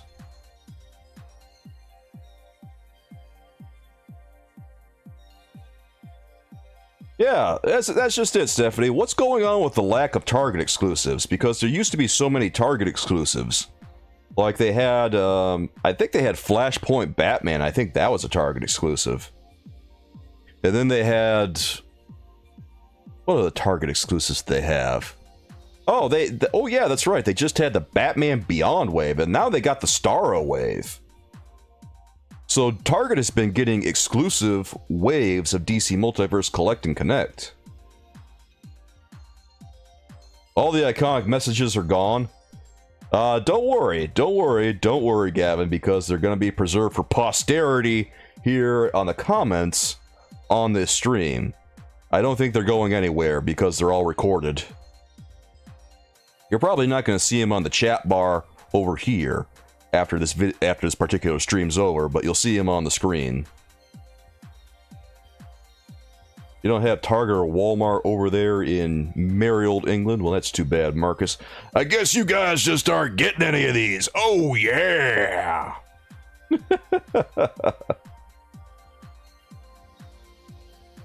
Okay, Marcus screenshotted the good one, so don't worry about it. Master says it would be great to have a collection room full of Batman and his villains.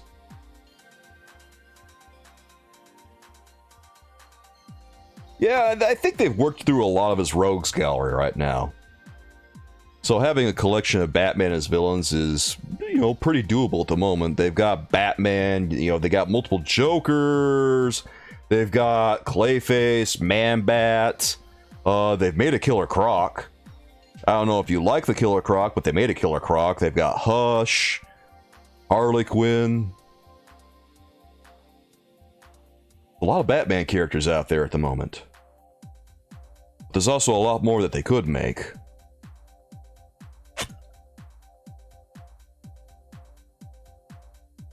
Going to the neighborhood showing of Pirates of Johnny Depp.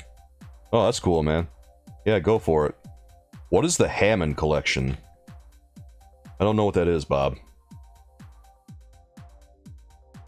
Yeah, Stephanie, it pretty much sounds like Walmart is getting all the single releases, a lot of the cool single releases, by the way, And Target is getting most of the collect and connect waves.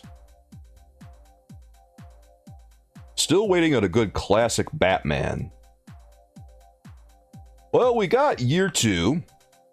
And then we got a Jim Lee style Batman. And we've gotten a few other Batmans too. I have a Rebirth Batman that looks pretty good. We've also gotten a Hush Batman. I don't know how Hush Batman is. It pretty much reuses the same body as the Year 2 Batman, but I don't know how the quality control is on that action figure. Because I never got the Hush 2-pack. Does anyone in chat have the Hush 2-pack and that particular Batman?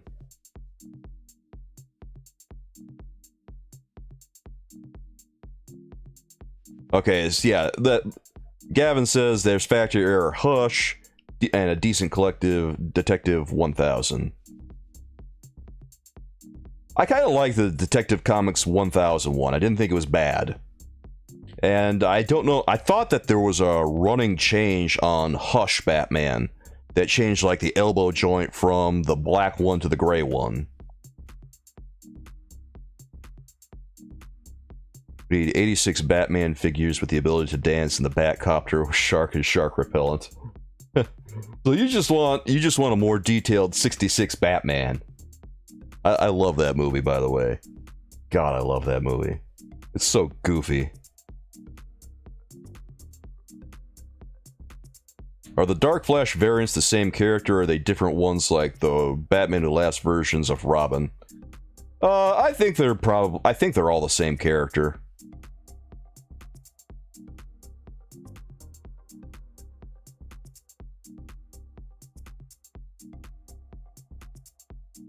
Ugh. No commands. No commands. Alright, I'll check it out in a second, Marcus. I'm surprised there's no commands, because my commands were working earlier. Honestly, it's always kind of touch and go over here on YouTube, with all the commands. Sometimes it's really frustrating. Calendar Man, Kite Man, you guys pretty much want every Batman villain ever.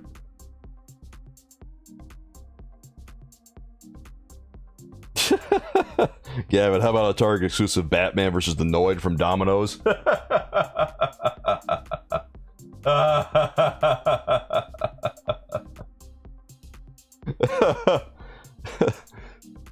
Yeah, I wasn't expecting to see that Batman villain, but what the hell? Bring him on. If McFarlane can secure the rights to do the Noid, let's see it, bro. Does anyone... I don't know. Are we all about Batman villains, or do we want to see, like, other villains, too? Yes, Marcus. Domino's Pizza. Yeah, we do need an Alfred. We haven't seen an Alfred yet. I know they made an Alfred during Mattel's DC Multiverse line, but it's not really the same. I think a lot of people are still upset about DC Multiverse going to Todd McFarlane versus Mattel, but I don't like Mattel's output, and I never did. I always thought that Mattel's toys look really bad, and I'm glad that the license changed hands. Because honestly now, with all the new DC Multiverse stuff that we're seeing from Todd McFarlane, I'm excited about DC Multiverse in a way that I haven't been in a long time. I'm about as excited for these as I was when Toy Biz was releasing Marvel Legends.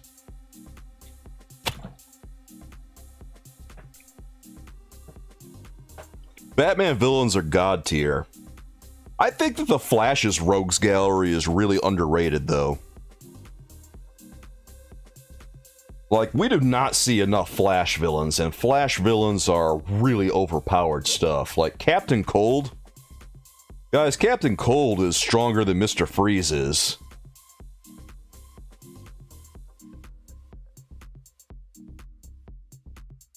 Captain Cold is so powerful that it's really obvious that he was the right choice for Injustice 2 and not Mr. Freeze.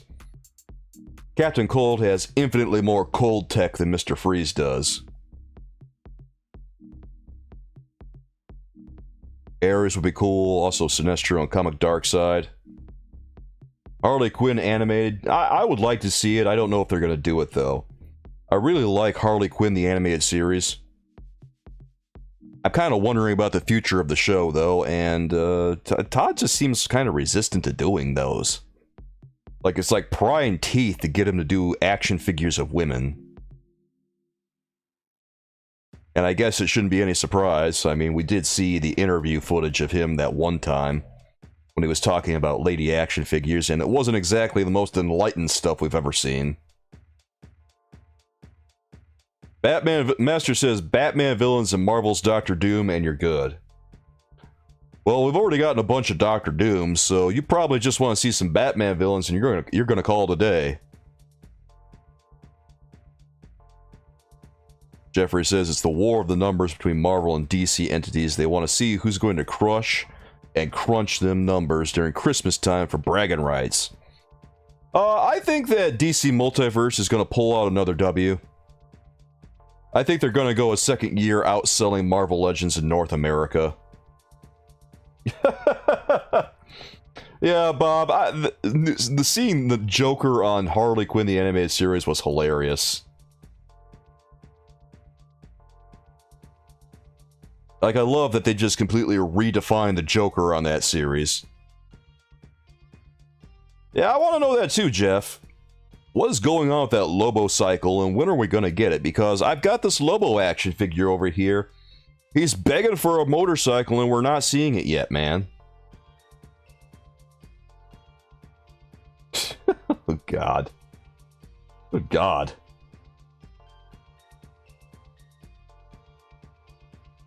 We're gonna get Lobo's motorcycle eventually. I know that it was mentioned at one point a while ago. Stephanie. We have to get Lobo's motorcycle. We already got Lobo. How can we have Lobo without a motorcycle? I think it's just one of those cases where it's announced, but it takes like a year to make the toy. Because that's usually the turnaround for these toys. It takes about a year from conception to production and all that. So, probably around Christmas time is when we're going to see Lobo's motorcycle. Because around this time last year is when we saw Lobo himself. So I would be surprised if we didn't see it by the time Christmas rolls around.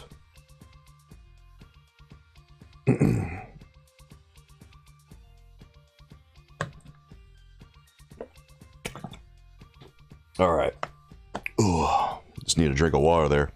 I feel like my voice is getting a little bit tired.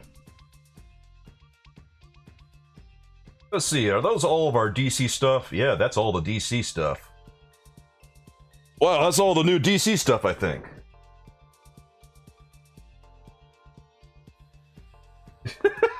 God. Okay, yeah, Bane is funny as hell too on Harley Quinn. Bane is so hilarious.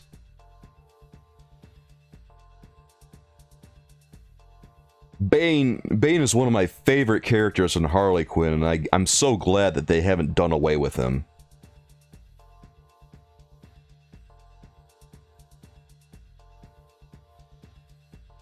Bane is a goofball. I wonder if he's ever going to get his pasta maker back. There's probably going to be a whole episode focusing on it soon. Jeff only got the Hush 2-pack for the Hush figure and the diorama piece that had the headstone with Jason Todd on it. Yeah, it does look pretty sweet. How is Batman on it, though, Jeff? Was there a running change on Batman's arm joints, or was it like the factory error one?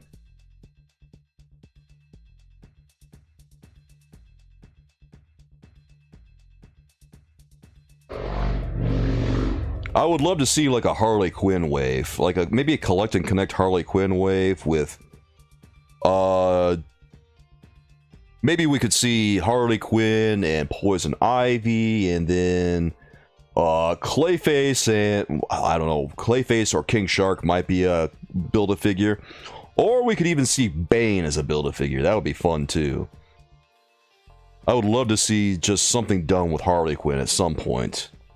It feels like they're ripe for action figures from that show. Maybe we could see, Dr. Psycho. Maybe we could see... Yeah, probably her core crew would have to be the build... would make the entire wave, because there's only 5 action figures. So we'd have to see her, we'd have to see Dr. Psycho, Clayface, King Shark, and Poison Ivy. And beyond that, I don't know. Probably single releases for everyone. Yeah, Batman and Flash both have the best rogues gallery, I think. Superman's got a pretty good rogues gallery, but the Flash has got something...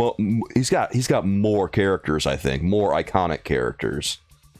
And all of them are pretty OP. Like, you think about who the Flash got. He's got Captain Cold. He's got Zoom. He's got Reverse Flash. He's got Mirror Master. The Top. Weather Wizard. Who else does he have? The Pied Piper. Welcome back, Draven. It's good to see you, man. Bob says Poison Ivy, Quinn, Shark, Clayface, the wheelchair guy, Joker. Yeah.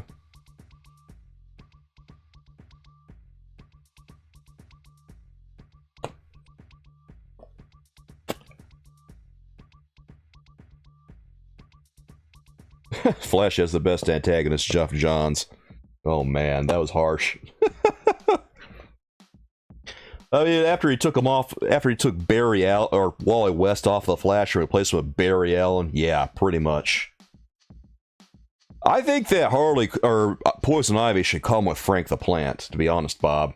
If they ever make an action figure out of her, she should come with Frank. Absolutely.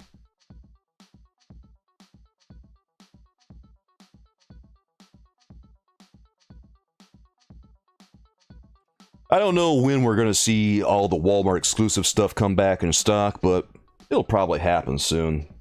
Superpower stuff is still in stock for the time being. The rest of it is unknown.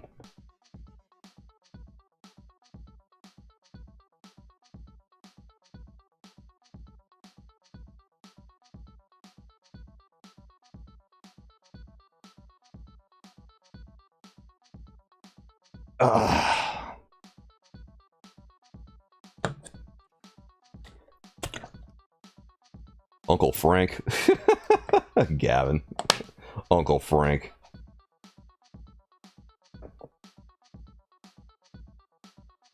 Death Motion, what is going on over there?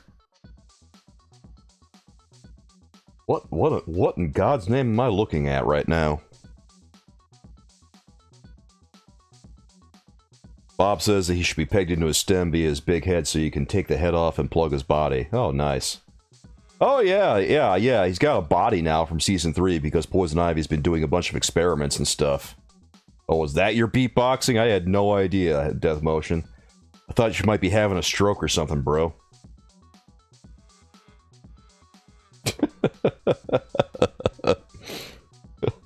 Oh. You guys are scaring me for a second. Draven, you're back home. How's it going over there, bro?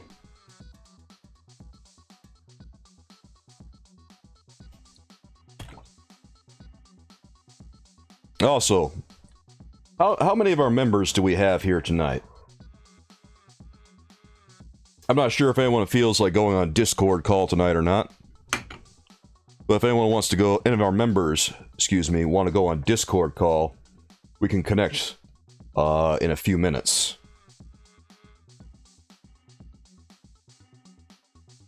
It's good, just enjoying time off. Yeah, I'm glad, man. I'm glad.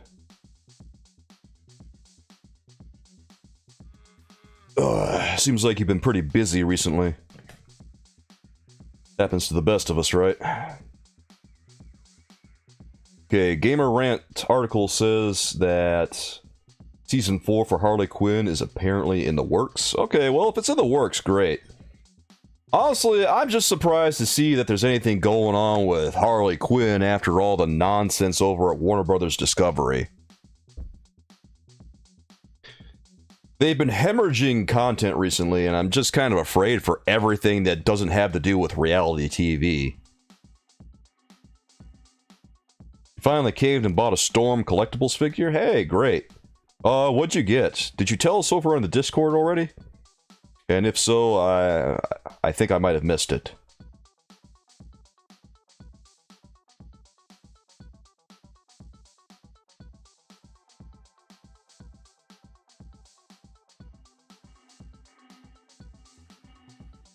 Warner Brothers Discovery is removing a bunch of stuff from HBO Max. And they're shifting their focus, for everyone who doesn't know yet, they're shifting their focus from everything else. They're not going to be focusing on scripted TV anymore. They're focusing on reality TV and big event movies, and that's it. And they've just removed 30 different things from HBO Max. They removed Aquaman, King of Atlantis. They removed 200 episodes of Sesame Street. And they removed a bunch of other Cartoon Network stuff.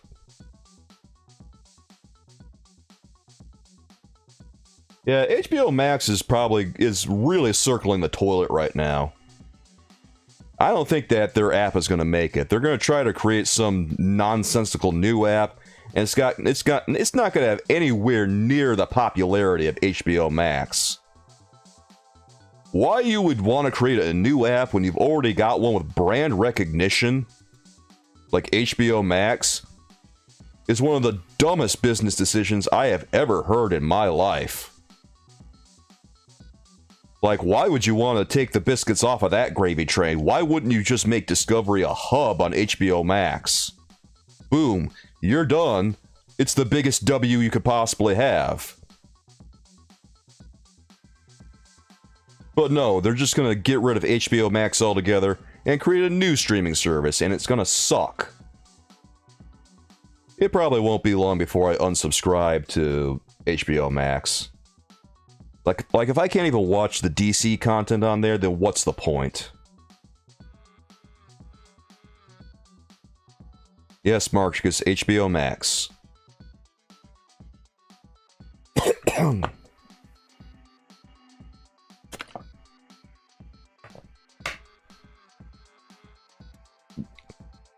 HBO Max, a very popular streaming service that all of Warner Brothers content is on.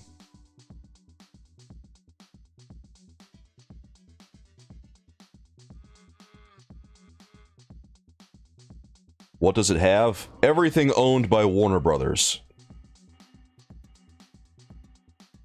Or, well, that's not necessarily true. Like, it used to have pretty much everything owned by Warner Brothers, but they're removing a bunch of it.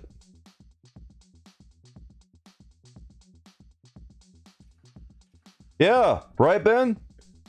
Everyone said that HBO Max had the best content, and now they're speedrunning it, making it the worst one.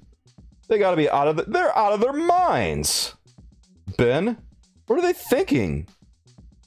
The Constantine Page Puncher, haven't gotten it yet. It looks good, Draven, it looks awesome, but I haven't gotten it yet. Someone here said that the next round of Page Punchers 7 inches is going to be based on The Flash. Anxious to see the news about that.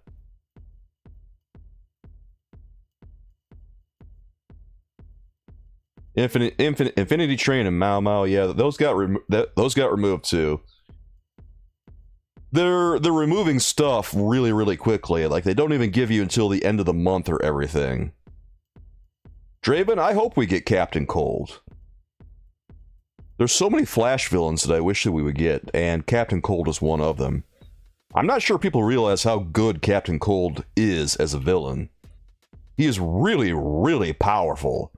He's kind of insanely powerful.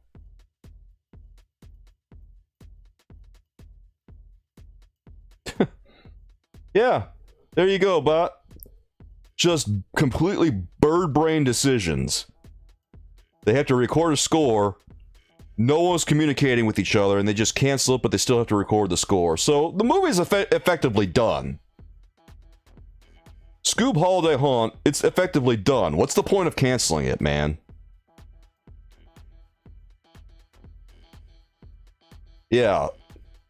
Bob, I think what's going to happen is that the guy running things right now, everything is going to turn into such a shit show that he's going to be out of a job within a year.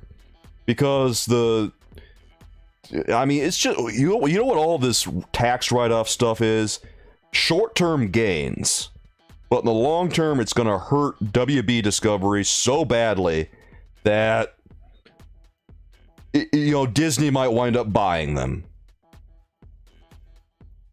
I would not be shocked if their stock just plummeted after all this.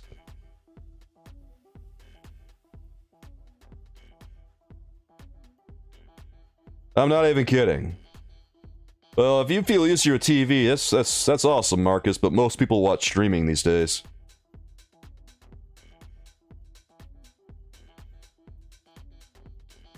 Yeah, Draven, if they keep it up the way it is, everything, they're gonna tank the stock of WB Discovery so hard that Disney's they're gonna wind up selling everything for parts, and then Disney's gonna wind up buying them.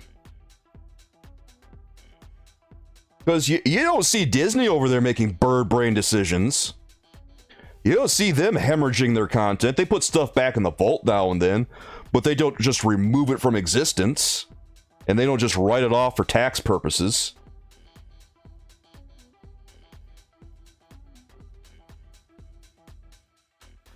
Do you think the oversaturation of streaming services has to do with HBO Max and Netflix hurting? Well, remember that we all thought not that long ago that Netflix sucked because they kept canceling shows, and now it winds up that Netflix is actually looking pretty good because once again, they're not just removing a bunch of crap wholesale for tax purposes or short-term games. They might cancel things continuously, but the content is still there to watch if you want to see it. HBO Max. Disney owning DC, it wouldn't be awesome, but it's certainly a possibility. And with the way they're running things, they're going to run this into the ground, Blaze. Hey, all of our members here right now, do you guys want to go on Discord call? Just asking. If you guys don't want to come on Discord call, it's all good, but if you guys want to come on, we can do that.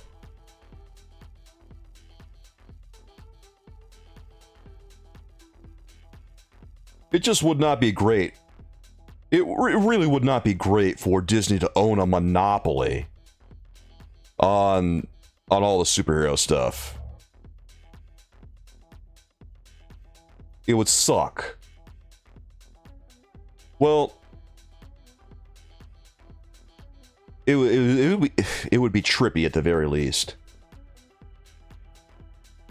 But the way things are going, I would not be shocked to see Disney buying DC.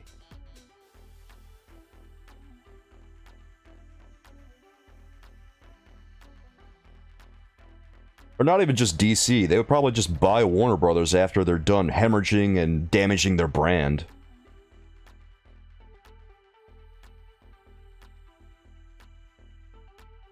Well, yeah, we do have laws against a company owning everything, Marcus, but sometimes they get away with it.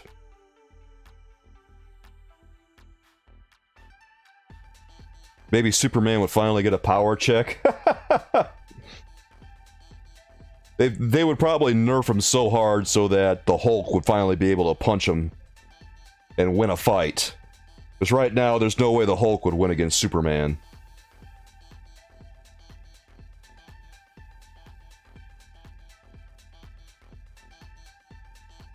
Who is...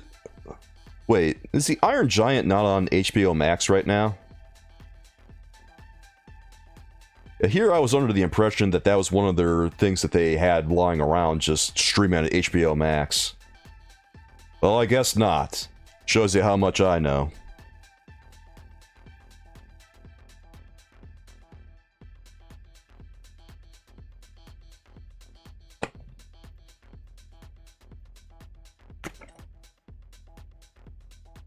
Honestly, I think that the thing about Superman right now is that they keep trying to do this character arc where they turn him into a bad guy, and it's really getting old. We've seen multiple pieces of media that try to depict the Superman as a bad guy trope. We've seen it on The Boys, we've seen it on Invincible, we've seen it in Injustice. And Superman works best when he's a good guy, when he's a wholesome character. The characters do get a little bit powerful over at DC. But a lot of their stories are really fun. I think the thing about DC is that they have a lot of other characters too who are not quite so overpowered. But a lot of their characters, a lot of their more well-known characters have incredible powers. And they could easily dish it out against a Marvel superhero and win.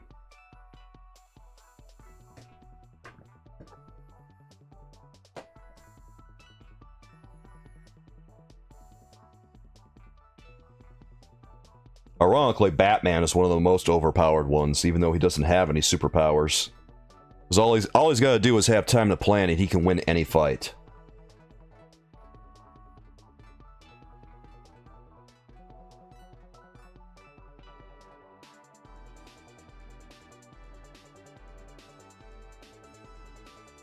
Yeah, well, they're pushing out film after film, but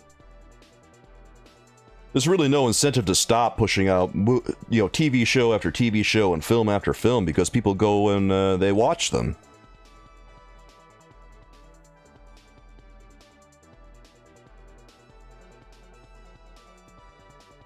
I was on Twitter a little while ago and reading about some people getting all frustrated because they have to watch a bunch of TV shows to keep up with all these Marvel characters.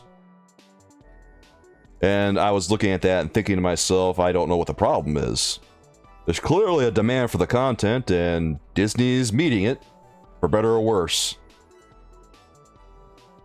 Morbius? Well, who gives a shit? That's not Marvel, that's Sony. Disney had absolutely nothing to do with Morbius.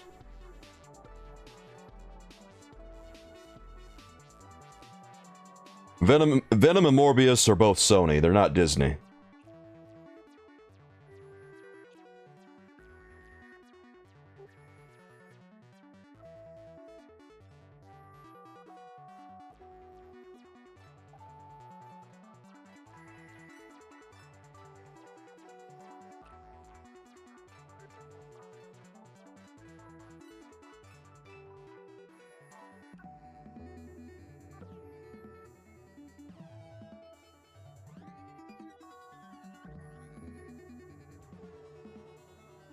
Alright. Alright, I'm connected over on the Discord voice chat if anyone wants to join in on call. Ben says that he thinks the Invincible and Boys are changing what people want in superhero TV shows. Yeah, I think that the storytelling is a little bit more engaging and it has a bit more of an edge to it. Of course, there's also the Marvel stuff for people who want things that are a little bit more, I don't know, family-friendly and stuff. Which I guess is the essence of the Marvel brand. Although it will be interesting to see what they do when they finally make the next Deadpool movie. She-Hulk is coming out similar. The She-Hulk CGI was okay. It looked okay enough for a TV show. Honestly, it didn't look any worse than any of the Marvel movies that had the Hulk in them did. The worst thing I can say about She-Hulk is that the editing of the last scene of the show was kind of dog shit. It was really bad. Like, I don't know what happened during that fight scene at the end, but man, it was rough. That shouldn't be the standard, should it? Well.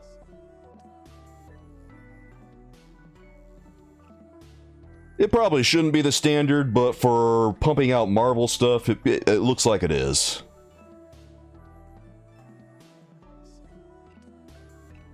Yeah, Moon Knight had pretty good CGI too.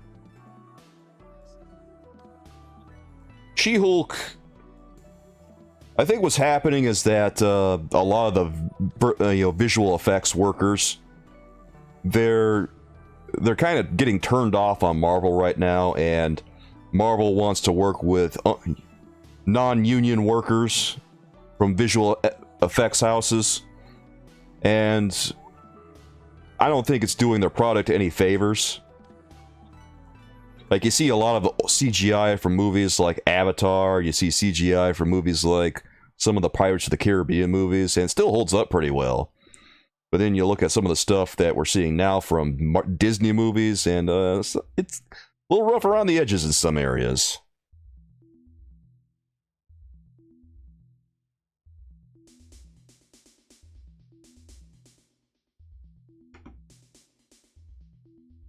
I think they're going to let Deadpool do his own thing for his own movies.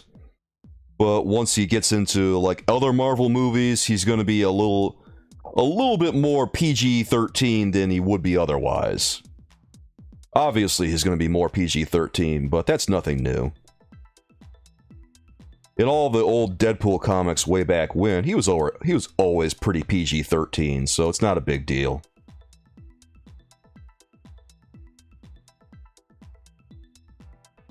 Yeah, Draven, that's what I'm saying. Deadpool 3 was greenlit for an R rating. It's going to be the same old Deadpool. He's just going to have more MCU stuff to play around with.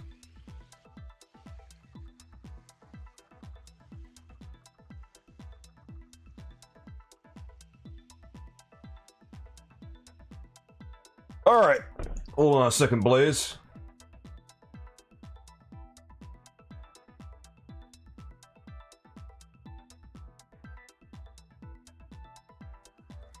Okay, Blaze, I have you unmuted. Can you hear me, Blaze? I think it might be muted on your end, too. Can you hear me? I can hear you, Blaze. Alright. There, let's take the music down for a second. And we're going to go to our Discord chat for this portion of the stream. If anyone else, any of our other members want to join us over on Discord chat on Soulkeeper Marvel and DC Collectibles Discord server, come on over, guys, and connect to general chat. I am coming in clear, correct? Oh yeah, we can hear you. Alright.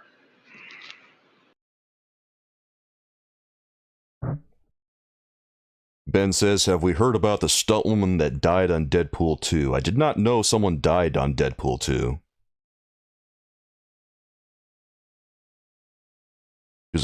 She was a world-class motorcyclist and it was her first time doing stunts for movies. I thought that was like a Resident Evil movie that happened during, or a Monster World movie.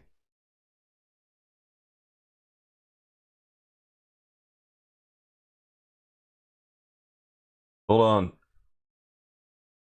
Alright, I got you, Draven.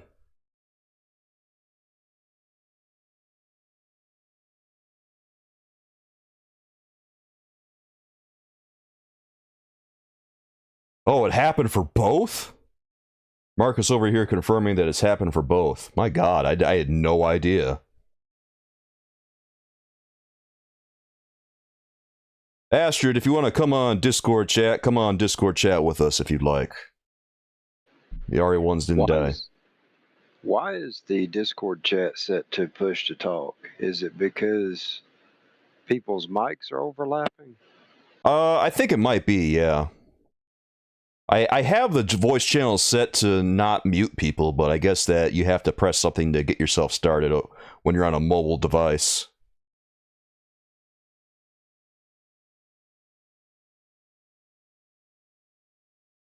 Alright, Draven, I see that you're unmuted over here on our Discord. Blaze is unmuted. I think everyone's good. Yeah, can you hear me? Yeah, I can hear you.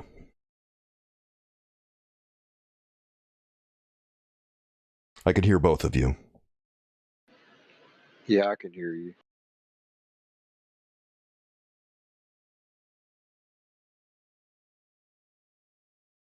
Alright, good. Yeah, they're telling us right now about all the stunt people that got hurt during the making of these movies. Over here in the chat. Yeah, I still got it up, but it's a pretty heavy delay. Oh, is it? Okay. I don't know why it has such a delay on it. That's weird. Yeah, it's a bit of a delay on my part as well. That's weird. It's not supposed to do that on Discord, I don't think.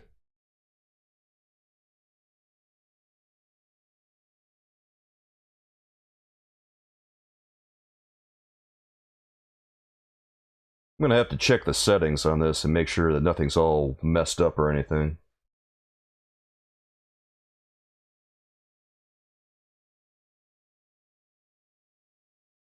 Huh. Well, I don't think anything's wrong. Okay.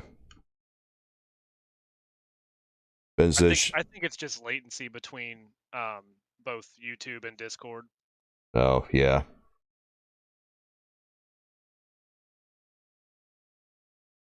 Yeah, that's probably it. So how you guys doing today, anyway? Draven, I know you just got off of work. Blaze, how you doing?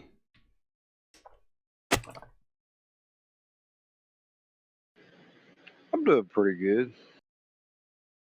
Yeah, Yeah. the same. I got off of work and then swung by Walgreens to pick up Jigsaw. Oh, you got Jigsaw? How is he? I actually haven't opened him yet. You haven't opened him? Well, does he at least look good in the package?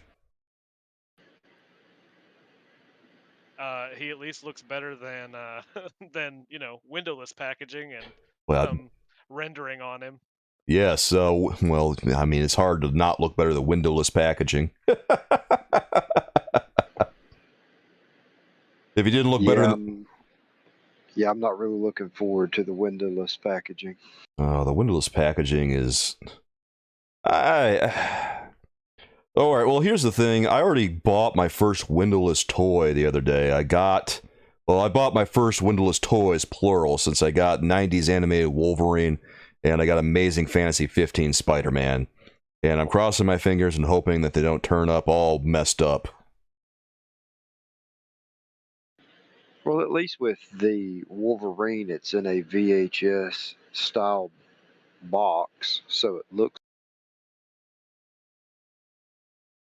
I guess my biggest fear is that I'm gonna get these guys and they're gonna have like these massive factory errors on them, or else they're gonna be missing parts, and I'm gonna have to try and contact the places I bought them from and try to sort it out. Yeah, that's actually my big concern too. I know that we talked about it last time, but my concern is paint application and not being able to see, exactly what figure you're buying for, displaying purposes and stuff. I think that in the long run, they're probably going to switch back to windowed packaging. I think that a lot of people are going to be very turned off by the lack of a window and being able to see that, yes, we are getting an action figure in this package. Because usually, I watched a video on this pretty recently where the person said that an enclosed box like this is something that is usually reserved for board games or video games, but for an action figure, you like to look at this little sculpture that you're buying and see the quality of it before you actually buy it. Yeah, I completely agree. Again, I think the large issue is just going to be, I mean, they're going to see severe, retail drops, and people will probably just wait until they can get them secondhand at Yeah. toy stores and stuff. Mm-hmm. Queen Violet, it's good to see you. I'm glad you're here. Welcome, my friend. So, it's a psychology thing where you look at these enclosed boxes and it's just not something you're used to seeing with action figures. And I think that the average person who goes to a store and looks through the toy aisle is going to look at these and go, what is this? Like I told you guys about my mom, and after she learned about the new windowless packaging, she said, if that had happened when you were a child, I never would have bought it. I'm actually happy that you bring that up, because that was a thing that I had actually thought about at one point too, was like, there's a good chance parents will stop buying these figures for kids because they can't see the actual product. Yeah, you're losing the parents who are buying these things for their kids, and then you're losing an entire set of the community, the people who are only buying them and keeping them in the box. And if they can't look at the action figure through the window, there's not really a lot of incentive for them.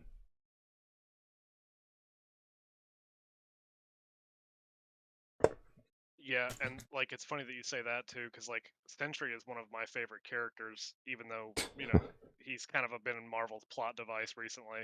Oh, But has he? like I mean, like with the Herald Thor, I'm going to buy one to keep in the box and one to actually like display because again, it's like Thor is my favorite character, and that's easily my favorite appearance of him. Well, sometimes you gotta do what you have to for the characters you love, right? Are you gonna get the Sentry too? I assume yes, right? Yeah, I'm gonna try. I think it's Granted, easier now for Walgreens exclusives than it used to be, if you really want them. yeah, I've noticed that as well. And also, I mean, it's same with like Jigsaw and Zemo. Like the first initial stock that they get ends up selling out pretty quick. And then they end up getting another like 2 or 3 stocks, and then it's easy to grab them. It's been really annoying for me with the Walgreens exclusives because I kind of wanted Baron Zemo and Jigsaw, but they never cropped up together. And my plan was always, all right, if I see these two together, I'm going to buy them at the same time because that way I'll be able to get two characters I'm already interested in because they're both A-list characters for Captain America and the Punisher. And then I'll be able to save a little bit on shipping. It's a good deal all around, and it just never happened. Yeah, and like I know I had said before, but that was a big thing for me is like I had no idea that Jigsaw was an online only exclusive, and I wish that, Hasbro was better about, relaying that information to people because Zemo showed up in stores every now and then for like, 2 weeks, but then Jigsaw was purely an online only. Yeah, I wonder if that's like the trend going forward, is that they're just going to switch these to online only because the distribution has been such a problem. Blaze, I changed your permission again over on the Discord, so you should be fine now. You might have disconnected and gotten reconnected there. Yeah, I think that's what happened. Yeah, okay. Alright, we solved it. Okay, let's take a look at one of the comments over here that I think is kind of interesting. Ben says, I think there should be two packages meant for online purchases that have no windows, and store stocks like Target where the window is part of the shopping experience. Pay the man. Hasbro, pay the man. And this is actually a pretty interesting idea because I think that for something like this, yeah, this would probably be a good compromise instead of having to go one way or the other. Although I imagine Hasbro's not too thrilled with the idea of producing two different versions of the package.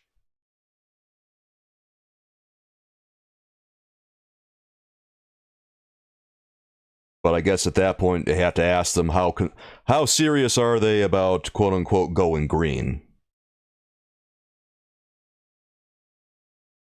Well, again, like I had said last time, I don't think it is about actually going green.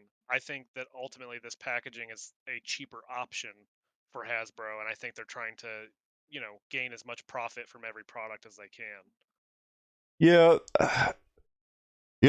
I hate to be extremely cynical, but I think you're right. It's hard to deny because every move they make, they're a corporation, right?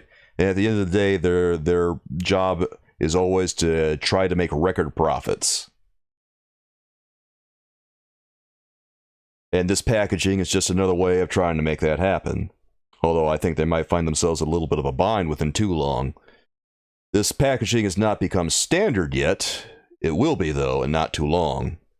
They're probably just getting all their windowed waves out of the way before they finally switch over to the non-windowed packaging, and then that's when I think things are finally going to take a hit. Yeah, I was very happy that the controller wave will be like the last windowed wave because I really wanted a windowed Herald Thor. I was honestly shocked to see that it was windowed. I really thought it wasn't gonna be.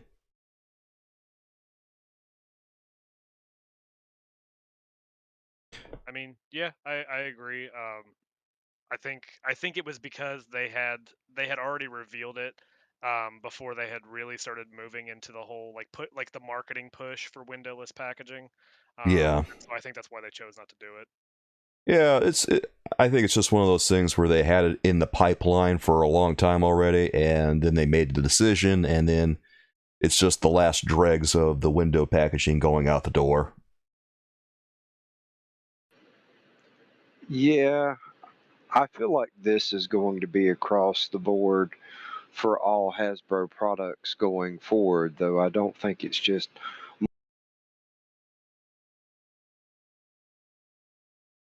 Alright, so if it's across the board, what are they going to do about some of the retro lines like Fantastic Four and Spider-Man? I've been thinking about that myself, and I think that they're going to phase those out over time. Like, are they just going to completely change the packaging, do you think? Or are they going to maybe just cancel the line and do something different? So I was actually going to say that I had seen somebody say that like they suggested that Hasbro just move all Marvel Legends to like the retro card back style of packaging, which I mean I wouldn't be against, honestly. I would be fine with it. Yeah, I would be fine with that, but I think that going forward, I could see that the VHS style boxes for the retro figures could be something, you know, that could be seen on store shelves versus it just being on Hasbro Pulse. I could see them like using that as a type of packaging, but I think that the other type of packaging I could see them using would have been the 20th anniversary style packaging that they were using for those. And if that had been like a normal thing for standard Marvel Legends, I think it would have looked a little bit better, to be honest, because I really like the packaging they used for that. And Yeah, I really like the retro Toy Biz wave.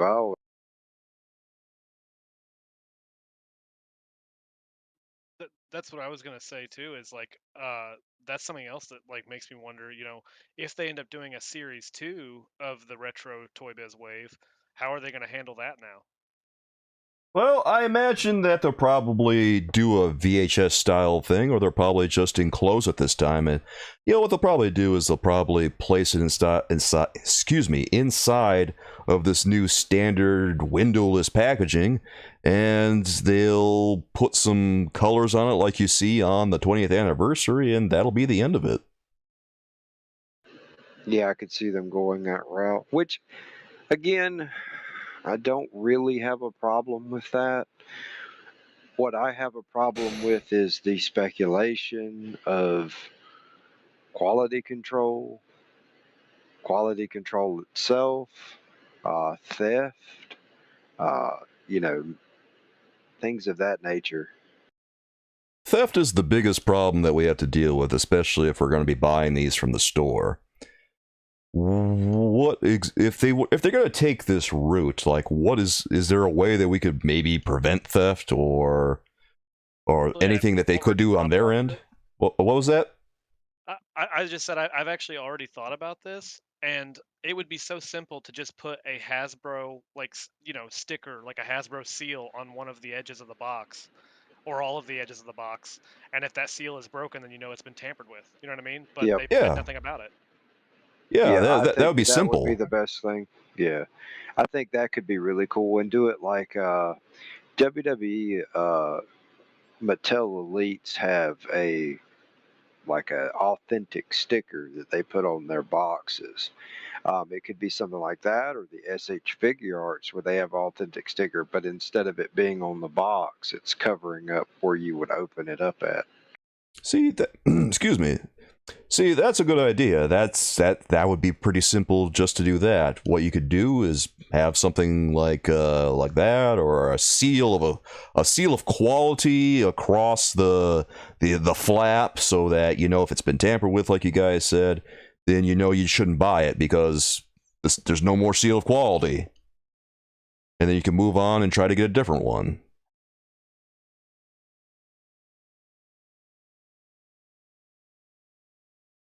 I really do think that would be the best course of action on their part. But again, they've made no mention of that, and they acknowledge that figure swapping is an issue, but then they've made no mention of how to actually prevent it.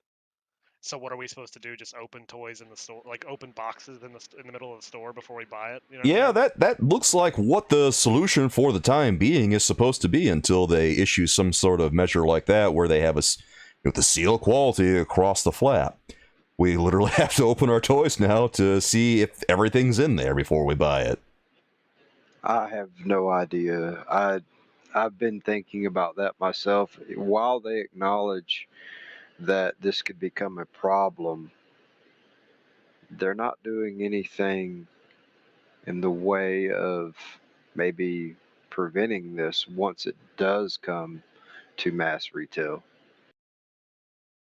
And another issue too is that I did some more thinking about was like, if they're concerned about profit and stuff, you would think that they wouldn't choose to do this, because this is going to limit a lot of collectors from even like completing build-a-figures now too, because of the concern that the piece isn't in there, or whatever it is. Like, there's going to be a lot of build-a-figure waves that go uncompleted now.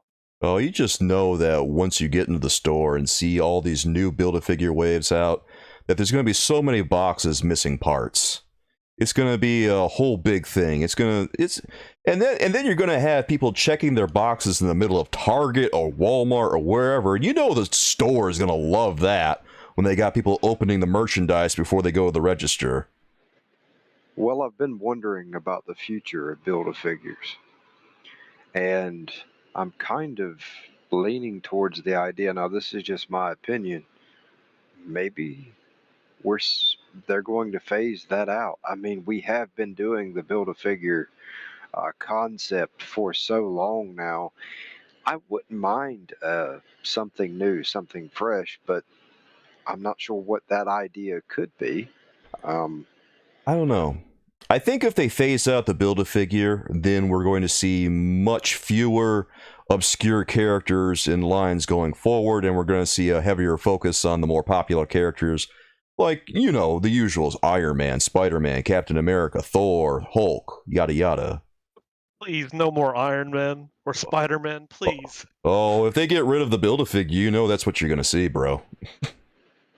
I don't think I would have a problem with more Spider-Man because, I mean, there's thousands of them in the comic books.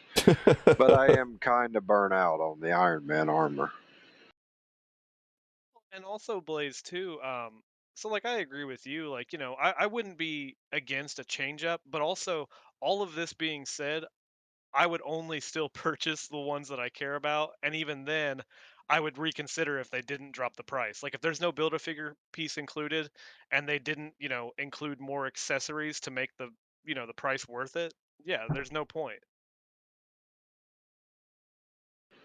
I think if you drop the Build-A-Figure piece and maybe added a couple of more accessories that were um,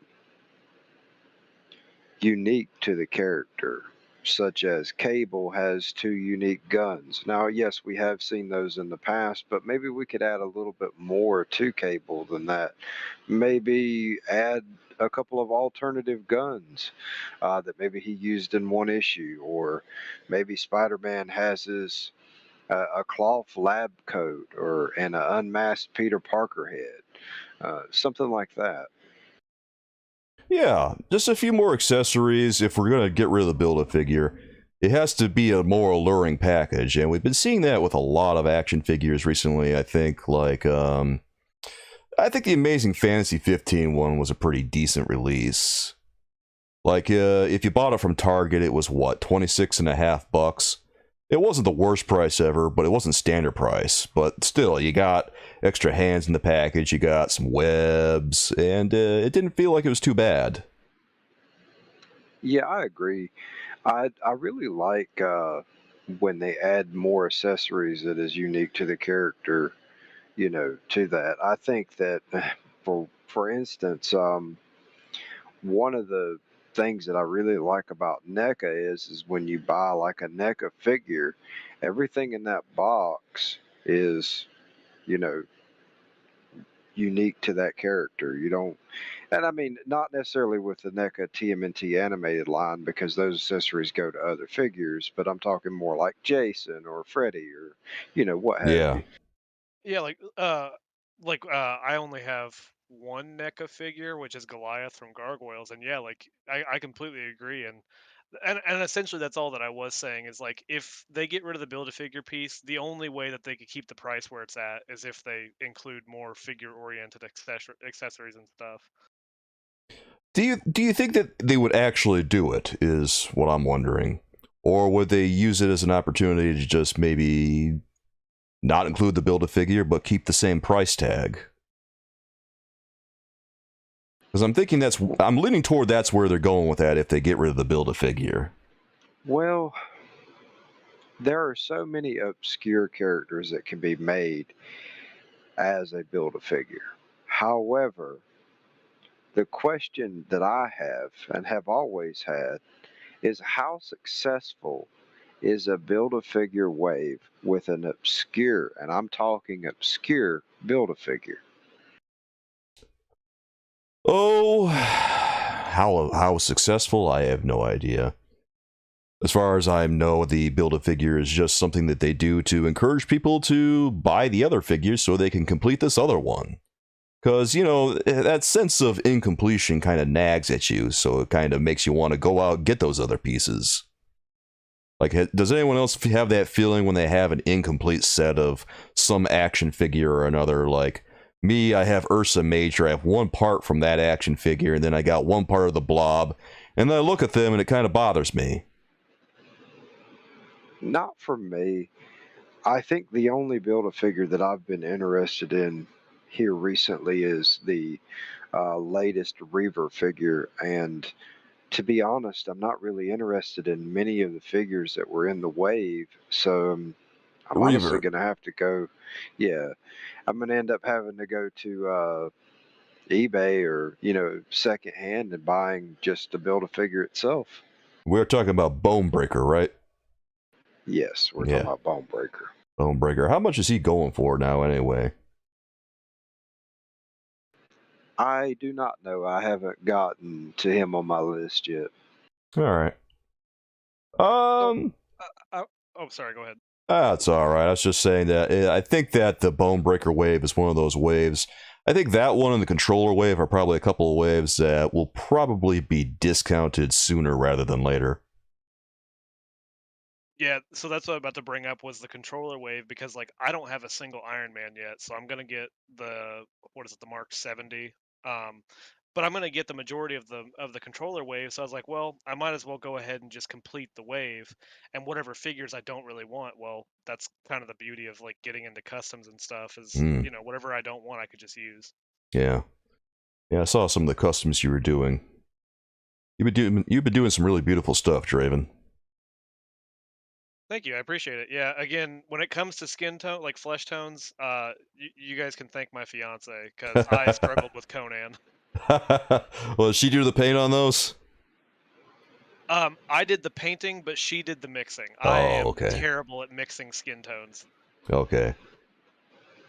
Yeah, skin tones can be really, really challenging. I remember, man, it took me years to learn. I have an art degree, right? And it took me years to learn how to paint portraits properly. Yeah, it definitely is tricky. I've been dabbling in customizing here and there over the years. I don't do it as much as I used to, but every now and then I will make a full-on custom of something that I know isn't going to be released. It's kind of in years past I'd start working on something and then Hasbro or Mattel or something along those lines would announce it, and I'm like, well, just wasted my money. Yeah, Blaze, I don't know if you had seen, but that's exactly why I made Angrier. It's because I was like, yeah, I know they're never going to make it, so I might as well do it myself. Oh, well, by the looks of it, you guys might as well do Silvermane. I don't think they're going to be doing him anytime soon.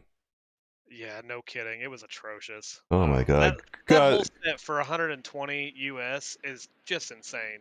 It's kind of criminal that one cost $128, man. I don't really like that box set. If it would have been a couple of different choices for it, I would be all in because there are a couple of really cool figures in that box, but it's not really enough for me to spend that kind of money to get maybe 3 figures out of it that I really want. Which ones do you want, Blaze? Um, well, I definitely would like to have the ultimate black costume Spider-Man. Mm-hmm.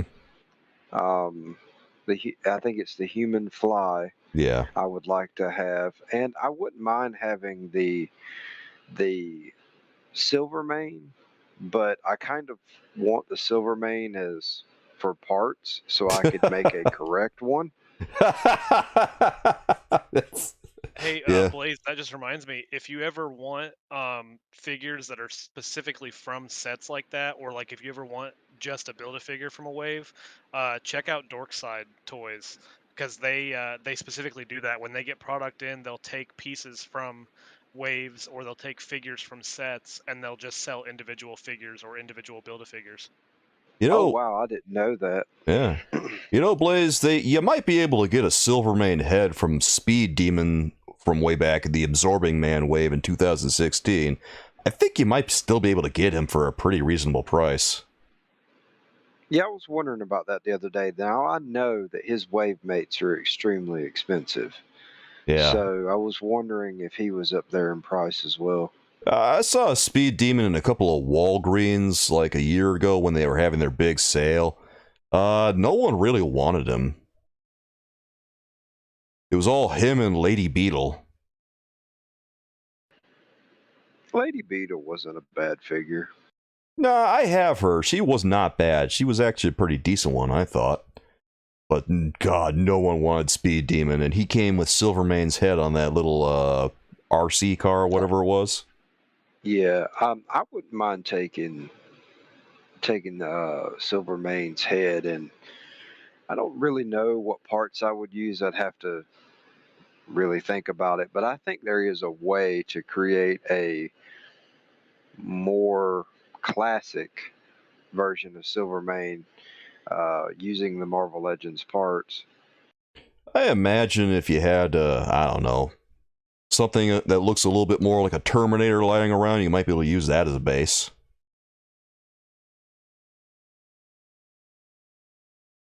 Well, I don't know. my thoughts about Silvermane is so there is going to be a Reaver, and they said that they were going to try to complete the Reaver set at one point. If I didn't misread that, or but I believe it's Pretty Boy that has Oh, him. the more Terminator-like arms. So I Oh, didn't yeah. understand why you didn't go ahead and just mold maybe that Terminator-esque body. Stop right And there. go ahead and get I'm those in. arms ready for Pretty Boy later on. Mm-hmm. You know, I don't know, man. Like, so they're gonna do Pretty Boy at some point, is what I'm getting here, right? I mean, they've already done a bunch of other Reavers. Pretty Boy seems like the most obvious choice. Yeah, I think he should be next, in my opinion. I want all of the Reavers, every single one of them, because I'm a real big fan of those few episodes that they were in the animated series, and I'm also Yeah. a fan of the comic that they come from. Yeah, I remember fighting Pretty Boy in the Punisher video game from a long time ago. He was one of those characters that showed up along with Jigsaw as like mini bosses throughout the game. Yeah, I think that like I said, I'm a big fan of that era of comics that they come from. Now I know that they really can't do this, but I think it would be really cool to make an X, maybe as a box set. That's just this piece is just in the background of the box that you can strap Wolverine to. Mm-hmm. Wolverine. I'm kind of excited to review that 90s animated Wolverine that came out a little while ago.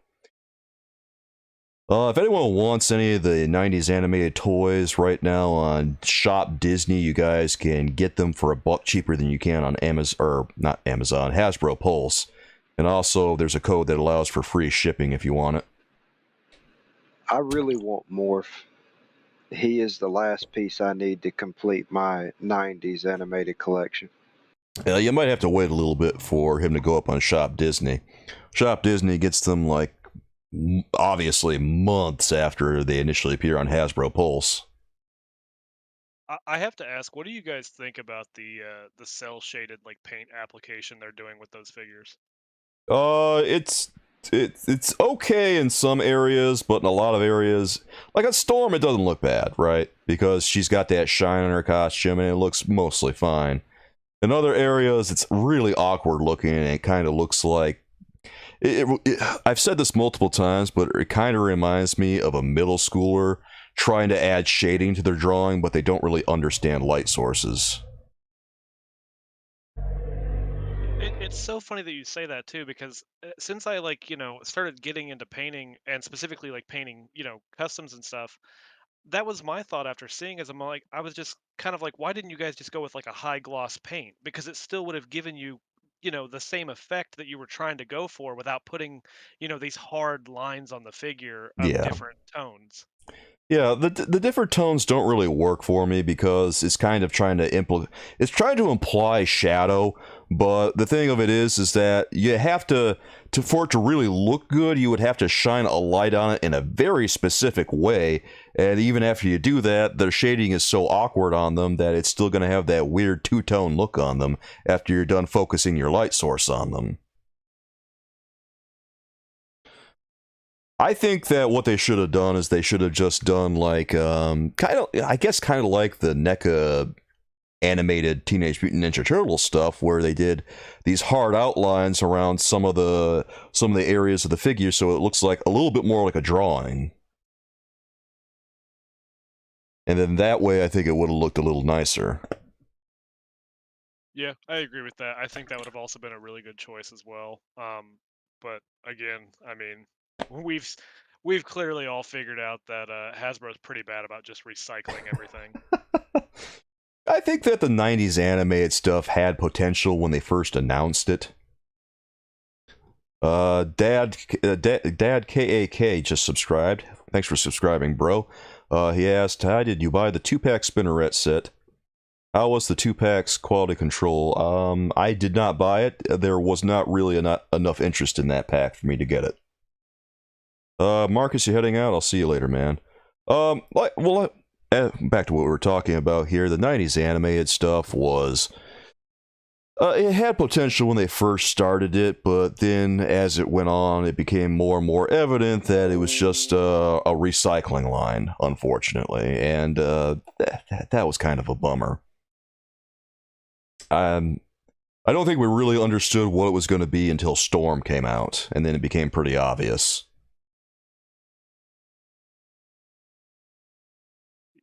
Yeah, I think overall that's... And that actually just reminded me too. That was something I was going to bring up when we were talking about the whole idea of them phasing out the Build-A-Figure wave. Is, if we do get more character-oriented accessories, right? How much of those accessories are just going to be reused? You know what I mean? Like, how many times are we just going to get the same reused accessories for other figures that aren't exactly the same as the character, but close enough? Yeah, I think that the answer to that is that they're going to do it as many times as they think they can get away with until they get a little bit of pushback, and then maybe they'll try to do something different. That's like what I noticed. They'll do as much as they think they can get away with from the fans. Which I guess is why I am as critical as I am sometimes, because you gotta say something or else nothing's ever going to change.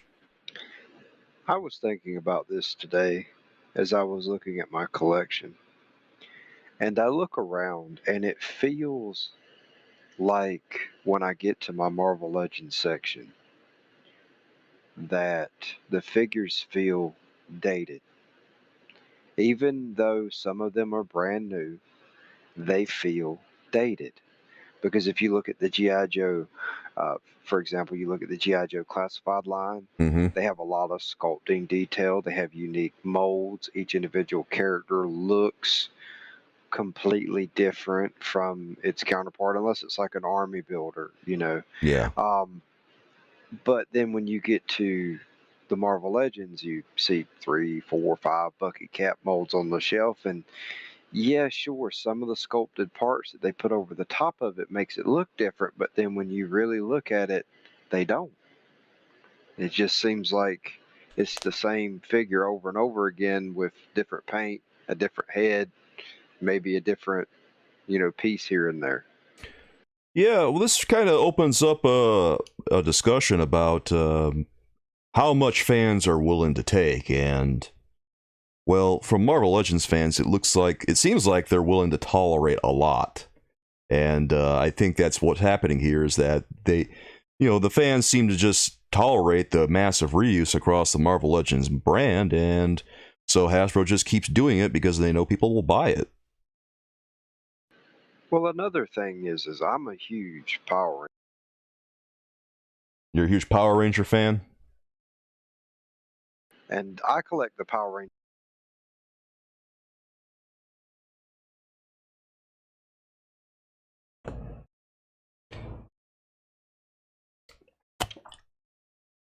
I think that Blaze, Outside of hold Blaze, All can you hear me? Yeah, I can hear you. So, outside of a couple of different, like different details on their costumes, they should be reusing that mold because it's representing a real suit. Yeah. Like, there's nothing wrong with reusing things when it makes a lot of sense. Like, a good example of, like, nice reuse on Marvel Legends recently was when they reused Lady Deathstrike's lower body on Shadowcat from the Age of Apocalypse wave. The Age of Apocalypse Shadowcat has essentially the same exact look as Lady Deathstrike's lower body does, so it just makes sense, yeah, we'll take that and put some chrome paint on it and call it a day.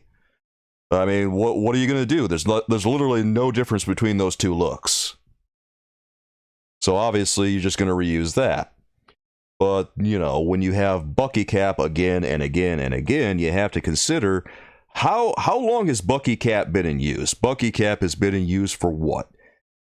Going on 10 years now, and we're going into our 11th year, and they're still using it. Yeah, and they created a replacement for it, And yet still using it. Yeah. And this is another thing you have to think about here. Imagine the time from Toy Biz's era to when Bucky Cap was created.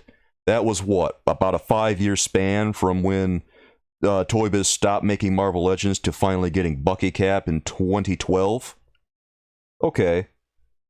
Well, it's been longer since Bucky Cap was introduced after Toy Biz than it was, here to now.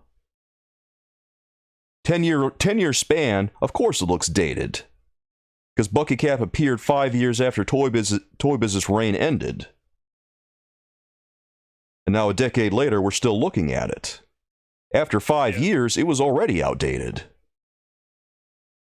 Yeah, and there's the other thing too, is like also it's crazy that I mean, so I'll admit, I was younger whenever Toy Biz, Marvel Legends were around, but like even still, like I still have a lot of my Toy Biz Marvel Legends, and it's crazy to think about the fact that Hasbro is getting away with so much recycling and reuse, but then I can't think of a single Toy Biz figure that actually was a reuse as far as like the figure's actual body sculpts.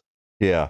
They did a fair amount of reuse in Toy Biz. It was just less obvious. Could you imagine what today's Marvel Legends would look like if they had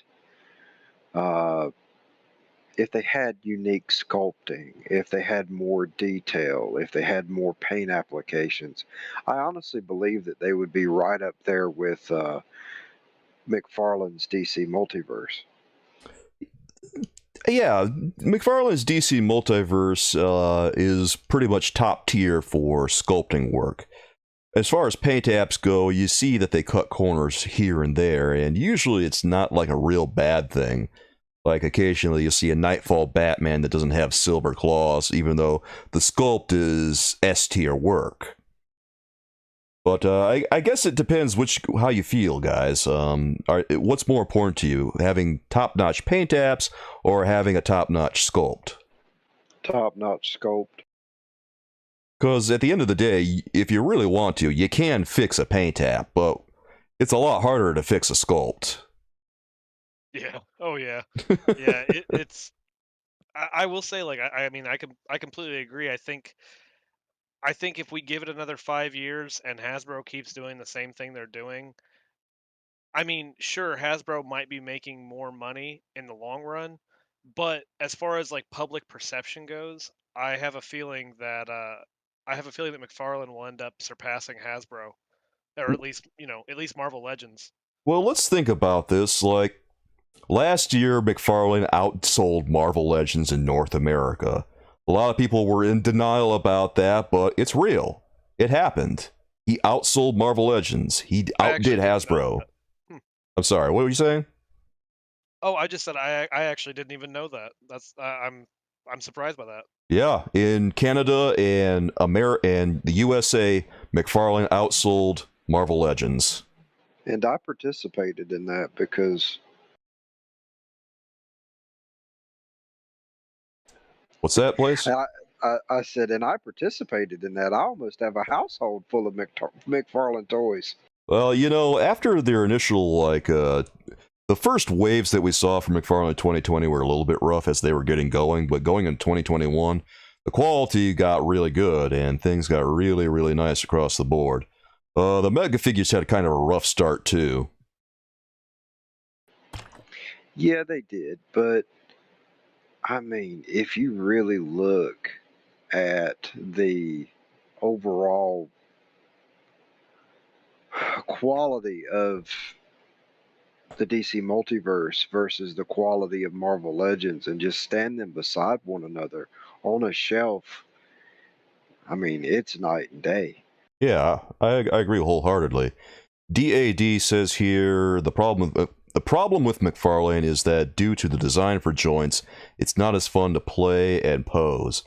I can't say I've really experienced too many problems using McFarlane's joints. I think that their joints for the most part are fine. They probably just need to do something so that we have more hip action, and other than that, they're pretty okay. Well, how do you guys feel about the articulation on a DC Multiverse action figure? Because here's one thing that I hear a lot from people is that they have poor articulation, and the people who say this, usually when I see this, I think to myself, well, this is a person who hasn't handled a McFarlane Toys product since the 1990s. I disagree. I think that the DC Multiverse articulation is just fine. I have not had any problems with any of the figures that I've had, and any little, stiff joint or anything like that, I just heat it up and it's not an issue. Yeah, I agree with Blaze. Like, I don't think the articulation is an issue whatsoever. I mean, the only complaint that I could really see would be the balance of the figure, like the natural, at least from what I've, ran into with some of mine, is they're a little top heavy, but I mean, McFarlane was like, okay, we'll just include stands. So it's not really a big deal. Stands are something that is kind of a lost art among some toys, I think, because, it would be nice for some Marvel Legends to have them, because I've noticed that I've had a really hard time trying to stand them up. And the irony here is that with McFarlane Toys products, I have a much easier time getting them to balance. For the articulation that they do give them, I can get McFarlane's products in some really remarkable poses. Like, I was literally able to get Injustice Flash running on one leg, and he stayed there. I didn't even put him on a stand. The balance on him was incredible. I couldn't believe it. I think the only thing that maybe, and this is just me nitpicking, that I would like to see is just a little bit more swivel at the hips and maybe a little bit more forward in the ab crunch. But Yeah. that's just nitpicking at this point, though.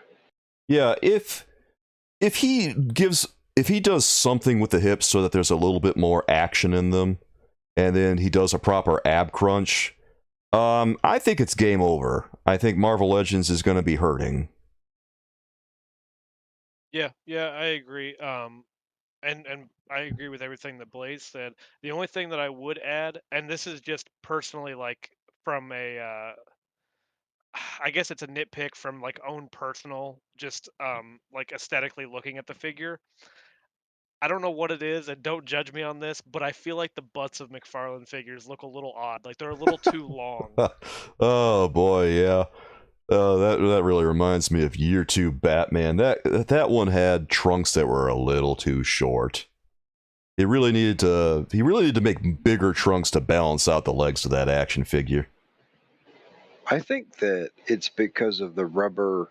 A lot of people call them diapers, but it's the rubber crotch piece that makes it look like that. But to be honest with you, I absolutely love the engineering on that because it makes the legs move so much easier. Yeah, that's why I think it's so ironic when people say that McFarlane Toys action figures have poor articulation or whatnot. Their hips actually have a lot more range than a Marvel Legend does. You can almost get them to do a complete split on pretty much every action figure. Yeah, and I mean that's one thing that I've like been a fan of for a good while now is you know, companies using a softer plastic material for, you know, the more flexible areas of, you know, the figures and stuff. Like if I'm not mistaken, I think the actual chest portion of McFarlane figures is also a softer plastic, so you know, so the ab Hmm. crunch is a little bit better. Yeah, it varies by action figure, but a lot of them have that softer plastic covering their torsos, especially on the Suicide Squad designs. I don't know if those are my favorite designs, but they do feature that soft plastic across the torso on them.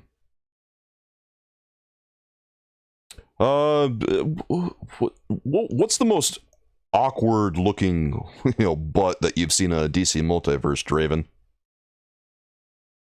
Oh, that's tough. I guess the one that really got under my skin was Red Sun Superman.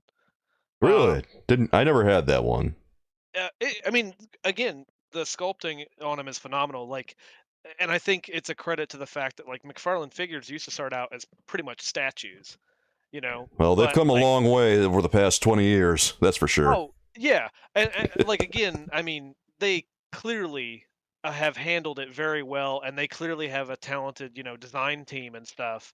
But yeah, like I think that was the first one. But again, I mean, any caped figure, it's like, well, who really cares? And I mean, with any of their figures, though, it's just one of those things where it's like, well, you know, you're never actually going to look at the back of the figure or display the figure, you know, with its back to you, so it doesn't even matter. It's just again, it's just a weird little like aesthetic nitpick that I had.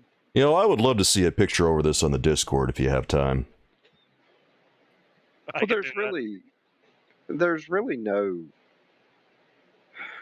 no way to do a cape that's a flexible, posable cape unless you make it out of cloth.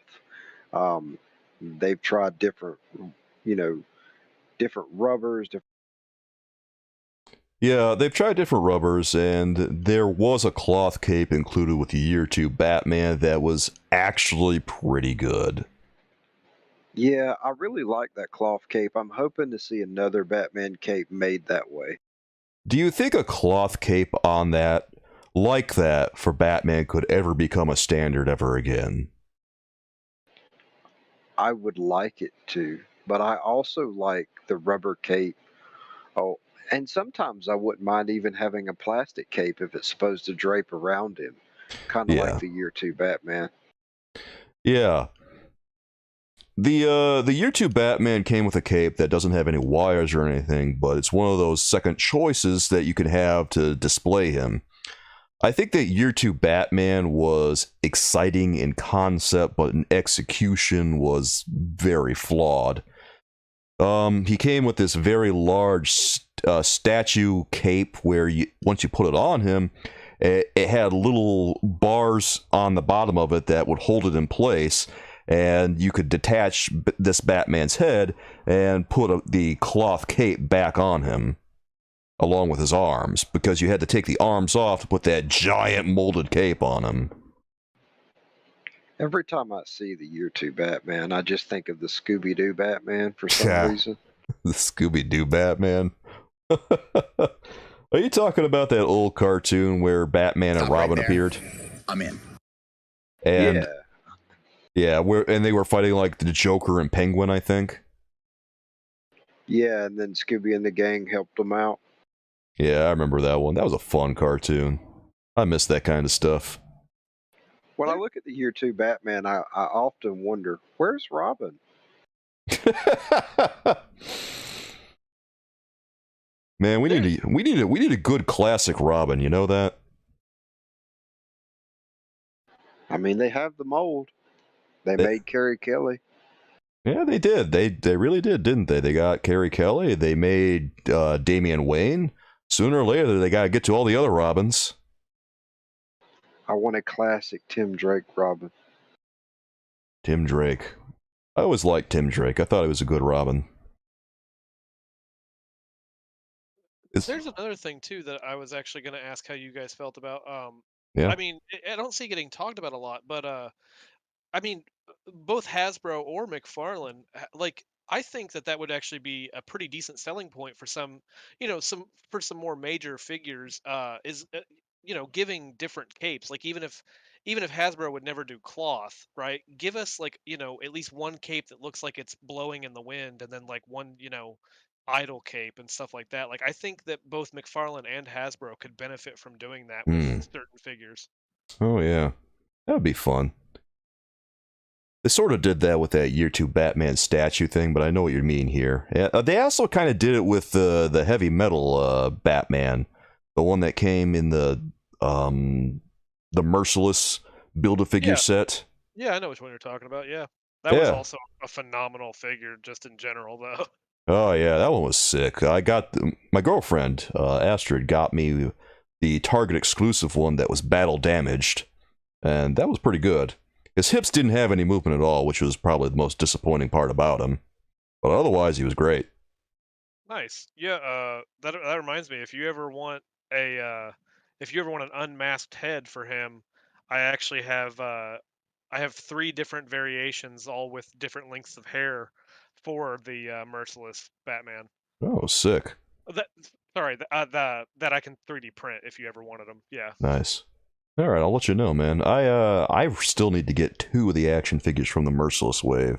I never got the Sky Tyrant Batman Who Laughs, and I never got the Joker Robin. A little bit of a blemish on my DC Multiverse collection that I don't have those 2, because I have all the other Collected Connect stuff. Well, you could buy the... Yeah, I know. I could go on eBay and stuff and get them. It's just the cost is kind of making me go, maybe. Ooh. Well, you should go after the 4-pack with the Robins and the Batman Who Laughs. I did try to get that one, man. Walmart canceled my pre-order. Oh, okay. I didn't know that. Oh, yeah. I legit did. I pre-ordered it, and then Walmart out of the blue just said, nope, can't have it. And I said, thanks, Walmart. I really appreciate that. I was going to get myself a nice Christmas present, and then they turned around and just gave me the finger. Classic Walmart. God bless them. I hate them so much. Oh, man. This is why all those Walmart... Sorry, what was that? I said, I just wish they would stock superpowers already in my area. Oh, they don't have them in your area yet? Can you see them online? I don't know. I haven't checked yet. I kind of want to find them in person, though. Oh, okay. Well, That's a little bit more dicey. I know they're in stock online, the last I checked. They had Superman shipped today, but that was it. But I saw no reason to buy Superman shipped without Superman.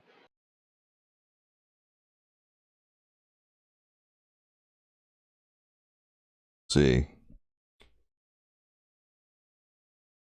What, do any of the ones that you guys saw from the Superpowers toys that we were talking about today interest any of you? Like Batman Who Laughs, Yeah, John Stewart, Flash, Reverse Flash, Wonder Woman? Yeah, I want all of them. I want everything. I want every single thing, including the vehicles. This Blaze over here said, I want every single thing. I don't blame you, because I'm pretty stoked for this line. I never realized how much I wanted like all the superpower stuff until it was revealed. And now that they're going, they're going even further with it than I thought they would. I'm really excited because I wasn't expecting to see like so many villains already. But it appears that they're going to have one villain for every 2 heroes, which is kind of a nice ratio, to be honest. I would like to see Lex Luthor as the next villain. I would like to see him too. Lex Luthor would be great. Just, because we've already gotten like a Batman villain, so just having someone else. So something from someone else's rogues gallery, and we're seeing a Reverse Flash already, so yeah, it would be good to see him as the next villain. I wonder if they're going to put him in power armor.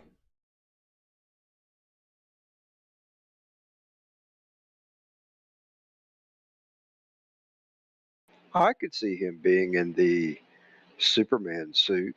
That would be a pretty cool figure. Oh yeah, that's right. They're going to do that. They're probably going to do that, aren't they?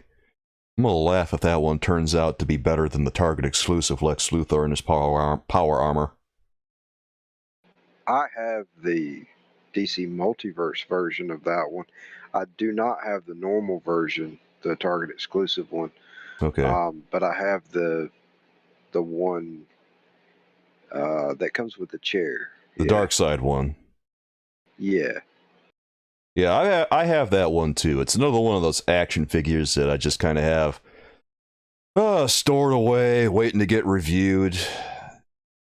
I know, I keep telling you guys, I got a whole slate of action figures that are just sitting around, and I haven't gotten around to reviewing any of them yet. And Spawn is nowhere to be found. You should be ashamed. He's never gonna let it go. I know. I know, Draven. I'm never gonna let it go. You guys say that people in chat are saying that Todd McFarlane is going to come to my house and leave a box of DC Multiverse stuff. No, you guys got it wrong. Blaze is going to be the one to kick in my door, throw down his box of Spawn, and then take one of my sodas.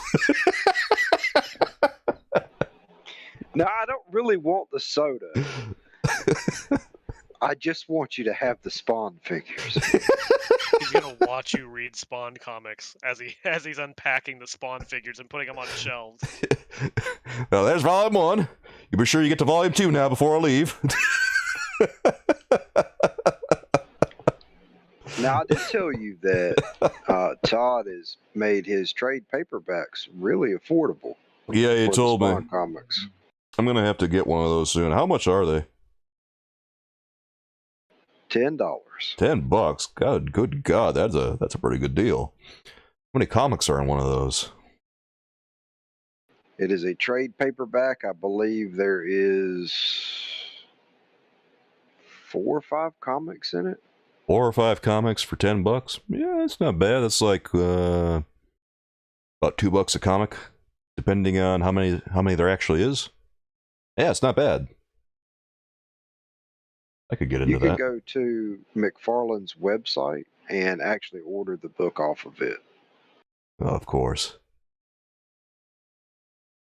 Does he offer a discount there?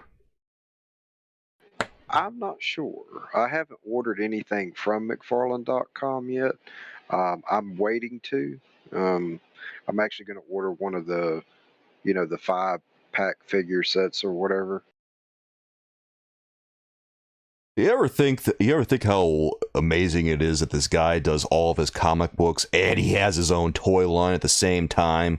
And every time he goes to a Comic-Con or anything like that, he's just there as a comic book artist and not to hawk his toys. All because of Stan Lee didn't believe in him. Stan Lee didn't believe in him, so now he's getting back in him day by day. I've got my own hot property, and I make my own toys. Eat it, Stan. When do you think he'll show up in his own movies? He will probably show up in the Jamie Foxx Spawn movie. I mean, Todd showed up on the HBO series, so it's not that much of a stretch. He even showed up in the Spawn movie from '95. That's true. That is true. Wait, he did? He was in the Michael J. White Spawn movie? Yep, he played a bum. I'm gonna have to rewatch this. I'm pretty I did not sure. know that. I'm pretty sure he played like this kid's, like a homeless dude who was trying to make his kid eat this sandwich, and the kid couldn't eat it because he thought it tasted awful. I think Also, so. I think that was Todd. I don't remember exactly because it's been a while, but I'm pretty sure that was what he was playing. I know he's at least in the movie somewhere. Speaking of Spawn, not comic related Spawn, but shows and movies. Nothing against Jamie Foxx or Michael J. White, but I will always think of Spawn's voice as Keith David. I mean, yeah, Keith David, the man is a voice acting god. He's got the voice. He's got that voice. That voice, a voice that is so iconic. Can you really see anyone else doing it? Oh yeah, no. Again, that was like, because I remember as a kid I had seen the Spawn movie, and then my older brother was the one that ended up showing me the Spawn like cartoon, and yeah, it's so much better. Oh my god, the Like, cartoon I is think it's- amazing. Yeah. Oh yeah. Stephanie just confirmed in the chat over here that Todd did play a homeless guy. All right, we got confirmation.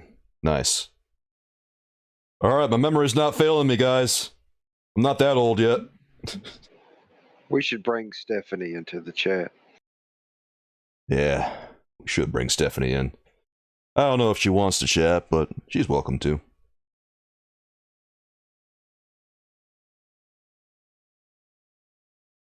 I don't know. Stephanie, it's up to you.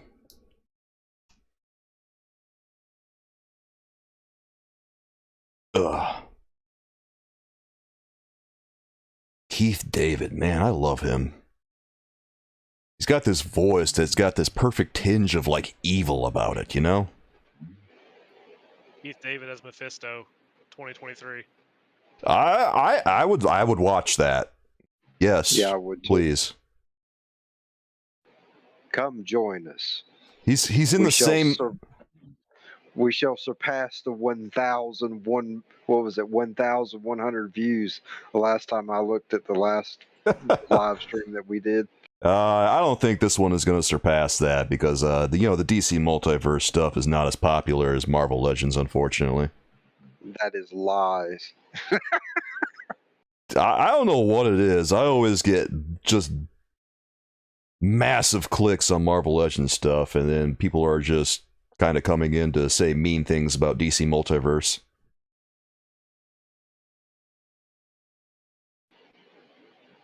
Well, we'll trick them.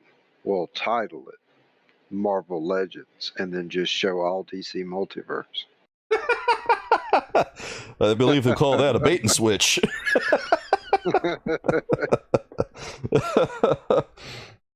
Mel says he was introduced to Keith David's voice acting with Gargoyles. Yeah, I think a lot of us were introduced through Gargoyles. Oh my god, I completely forgot that he was in Gargoyles. Yeah, he was Goliath, Yeah. bro.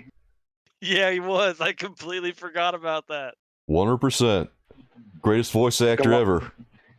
Goliath's character is so great in Gargoyles too. You know, for me, Keith David is right up there with Clancy Brown in terms of voice actors who can play heavy characters.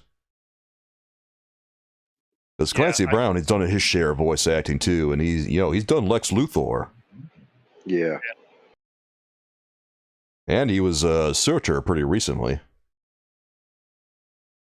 In the movie? Yeah, in Thor, he was Surtur. I did not know that was Clancy Brown. That was him. Wow. I'll be damned. Yeah, he did it in the movie, and he did it on What If.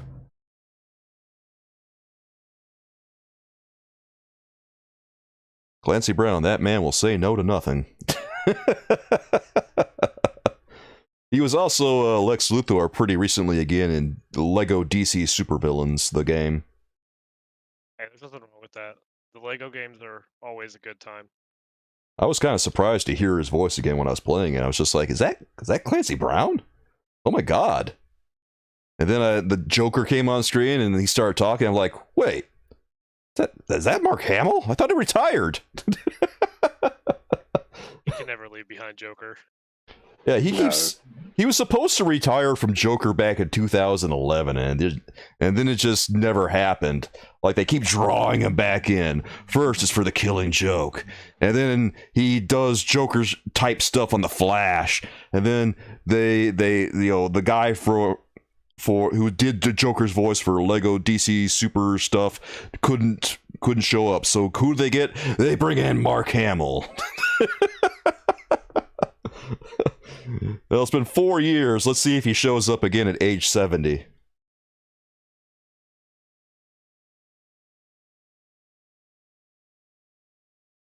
God, I hope my voice sounds as good as his at age 70. Yeah, no kidding. I mean, he's also still just got a lot of control over it, which is impressive. He sounded a little bit rough over in Arkham City. Like, you could hear that his voice was kind of given away. But after, I guess he took a long break or something, and then he did Lego DC Supervillains, and it sounds crystal clear. It does make you wonder how much strain doing Joker actually might put on his voice. Because he makes it look easy, but it might actually be pretty painful. Yeah, I think it hurts him a lot, and he probably just needed a long break before he did it again, because, like I said, in Lego DC Supervillains, it sounded as good as it did back in the 90s.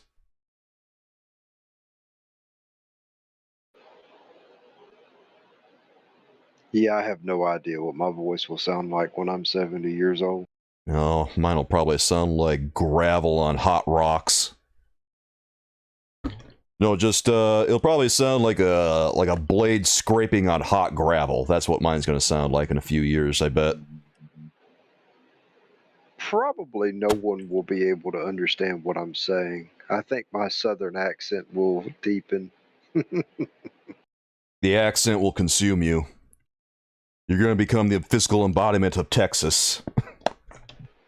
I'll be out here, hey, Bo, I don't know what I'm doing, man.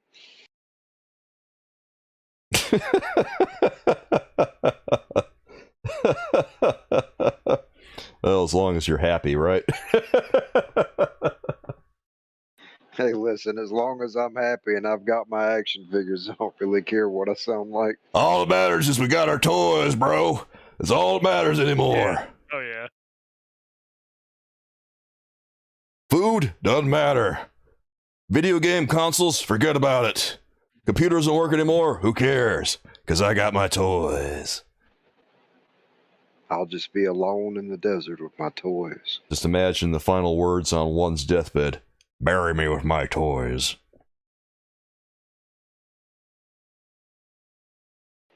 There'll be a Lifetime movie about me. A cowboy and his toys. I'd watch that. Mel says over here, you're going to be Boomhauer from King of the Hill. Oh my god. You know what? It wouldn't surprise me. You know what's kind of messed up is that as I watch King of the Hill now, I kind of understand what Boomhauer's saying. Oh, I always knew what he was saying, but then again, I speak redneck, so... Well, when I was younger, I couldn't understand what he's saying, but now when I go back and rewatch the episodes, I understand him pretty clearly. I wonder what happened. It's because you're migrating more towards the south. Oh, God, help me. You'll be in Florida before long. Yeah. My grandma's from Alabama. And I always understood her pretty well, and I had a bunch of friends that would come over and stuff, and they'd hear her talk, and they'd comment about her accent and everything. I'm like, what are you talking about? I don't really hear it. Well, to be fair, I don't really hear my accent unless I hear it, through a stream like this, or, when I'm surrounded by people who have different accents, or, whatever. But like in my own community and around everyone that I talk to, I don't really hear it. But, I guess it's just the region that I live in. Well, does anyone really hear their accent when they're just talking? Probably not. I actually had a friend that said that he could hear his at times. Really? Well, I guess he's more self-conscious about himself then. Yeah, see, I never thought I had one until it wasn't until I had gone into the army that that I was told like that. Yeah, apparently I have an accent of some kind, and I guess another thing is like guess I talk fast, which I always thought that was pretty normal up here in Indiana, but I guess not. Yeah, I probably have an accent too, but I don't really know what it is. Like, I listen to you talk, Draven, and it doesn't sound like you're talking too fast or anything. Or at least it doesn't sound... It's always good to get confirmation. Yeah, it doesn't sound to me like you have much of an accent.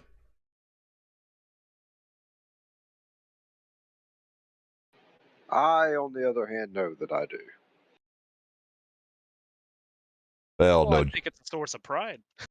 Yeah, I mean, no judgments over here.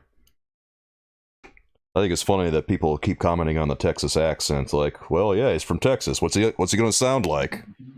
Exactly. Not from the Midwest. He's probably going to sound like a Texan. It doesn't really bother me. I think it's funny. Yeah. Honestly, Blaze, just run with it. I mean, people keep commenting on it. There's clearly a market for it. Just start up a little shop called Cowboy Toys. There you go. Yeah, there you go. Here's I tell you what, everybody in the chat and everybody listening, I get 50 subscribers on my YouTube channel. I'll do a full collection video.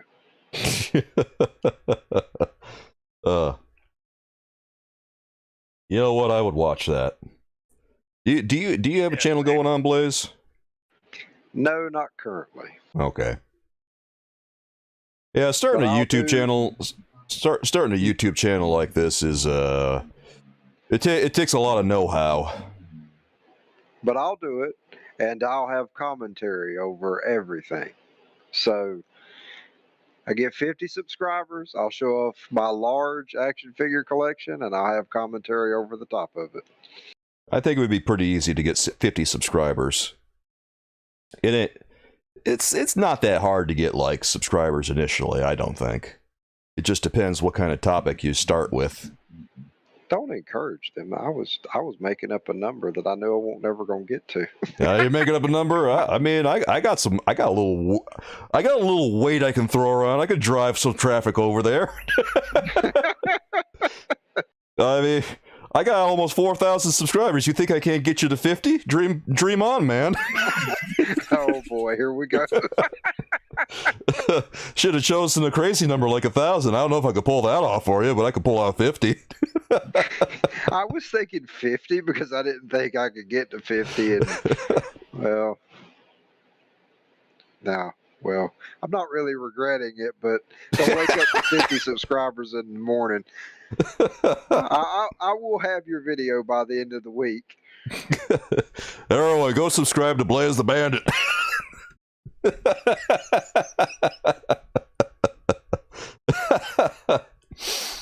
Actually, I can't remember if that's your handle on YouTube or not.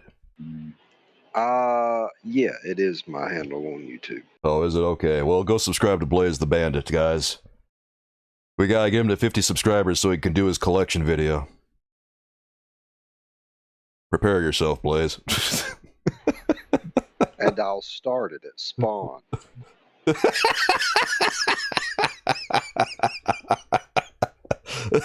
I deserve this. This is my penance. We'll start it at spawn. Wink, wink. Nudge, nudge.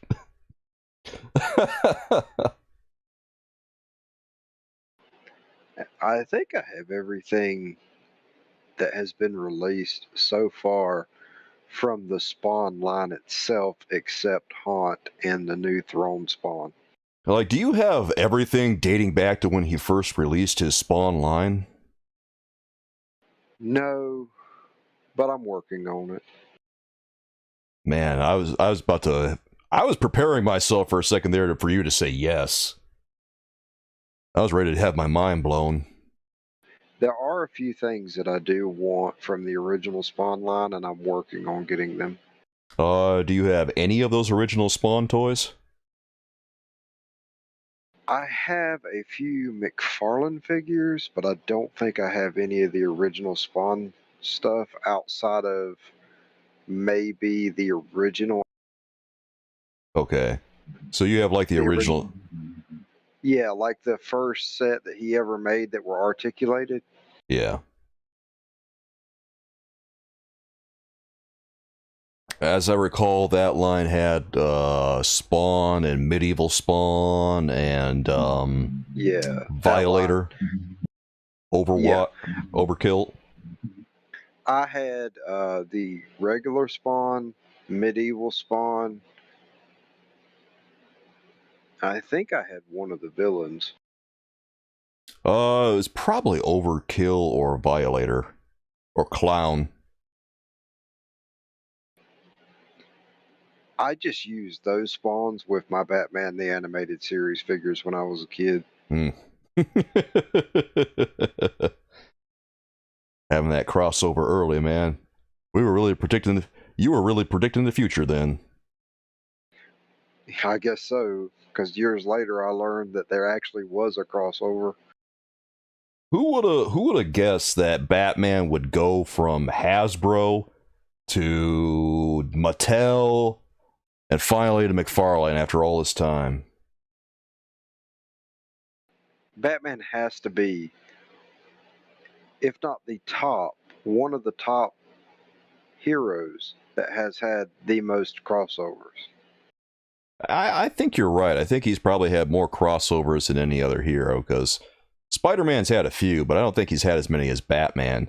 I know Batman's crossover with Daredevil, Spawn, Spider-Man. There was the DC versus Marvel bit for a while. There was Justice League and Avengers, I think.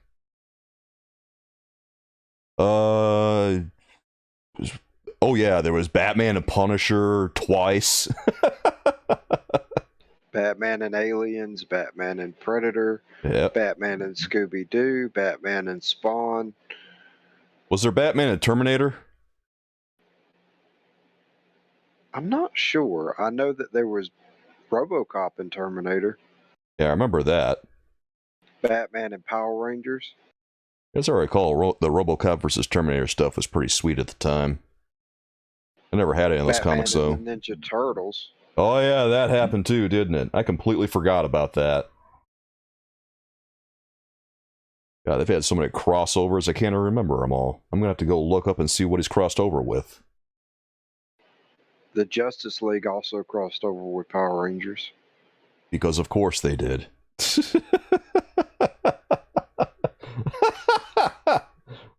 How did that story go? Oh yeah, the Batman crossed over with the Mask too. I just remembered. Oh yeah, he did. I think Batman crossed over with the Phantom too. Did he? Like which one? Was it just like regular old Phantom? I could be wrong on that, but I think I remember seeing something about it. God, does anyone remember Phantom 2040? That series was sweet. The game was tight too. I don't know if anyone's played it besides me. Oh, Batman's in Fortnite as well. Of course he's in Fortnite. Everyone's in Fortnite. Good lord. Every character you So- could imagine is in Fortnite. The Batman who laughs is in Fortnite, for God's sakes. So technically, Batman crossed over with Darth Vader.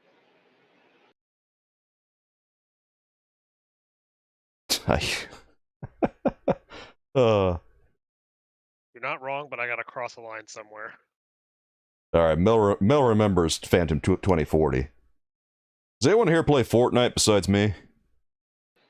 I'm working on it. Yeah, I know you were telling us that you were gonna download the game or something. Not as regularly as I used to. I used to be pretty bad about playing it. Just it was a way to catch up with friends from high school and stuff. But Oh, yeah, I play it every now and then. yeah. I played a lot on my Twitch channel with all the people who are watching.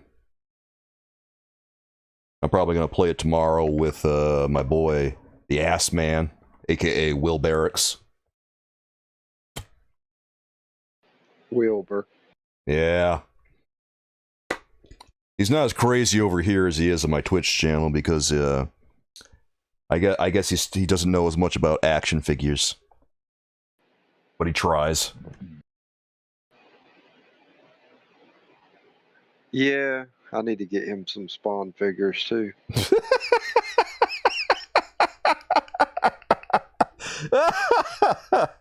Oh my god. At this point, Blaze, Todd might as well just hire you. Listen, Todd, if you're listening, I will get all these people Spawn figures if you give me a job. There will be no house without a Spawn figure under my watch. This is no lie, and it kind of adds to this. I started collecting the Spawn figures when they first come back out, when he first announced the line. I actually started collecting the Mortal Kombat stuff first, but then he announced the actual Spawn line. Yeah. Well, I got my best friend into collecting Spawn figures, and he had no interest in them. So, You tried to get him into it and he wasn't going for it. oh no, he's got just about everything that I have now. Oh.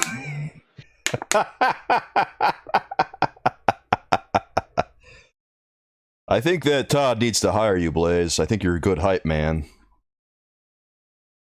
Yeah, I was in the store with him, and he was kind of back and forth on a figure, and I was like, "You should pick that up. I think you really like that figure." And now he can't get enough of them. So Look at what you did. You created a Spawn fan. Todd, you're making a mistake not hiring this guy.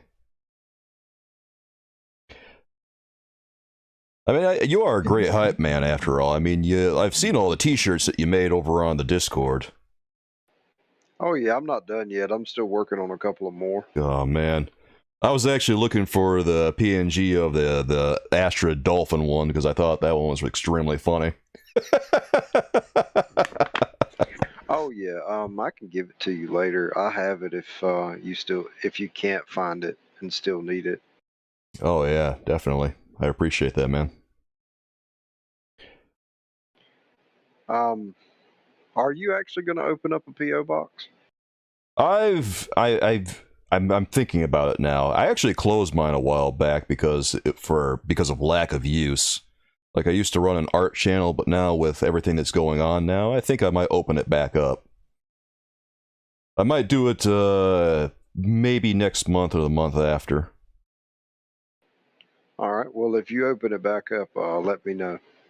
All right, I'll let you know. I'll let everyone know on the Discord.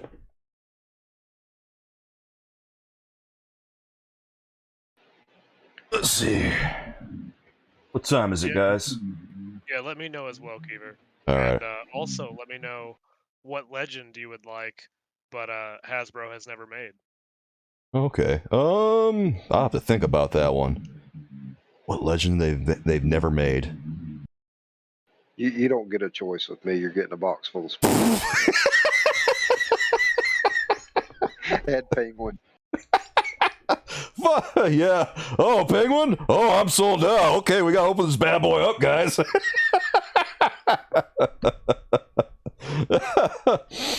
Oh, It's been like 4 hours now, guys. I think I gotta head out because I gotta eat dinner, do some editing, and all that business. Oh yeah, that's all good. All right, man. It's been fun. Yeah, it has been. I appreciate you bringing me back on. I always enjoy the conversation. Yeah, no problem, brother. I always appreciate like talking with you guys. Like I said, I'll hold up to my end of the bargain. I wake up to 50 subscribers, I'll give a full collection video. All right, guys, go subscribe to Blaze the Bandit over on YouTube right now, so he does his collection video. I'm gonna be very disappointed if we don't see 50 subscribers, so that he has to do it. Remember, he's a man of his word. I'm gonna go over there right now, and I'm gonna subscribe. All right, and I will see you guys either next Friday or the Friday after if you open up the chat once again. Yeah, we might have to start just cutting out the video game part of this, because I'm not sure we're gonna have time for it anymore.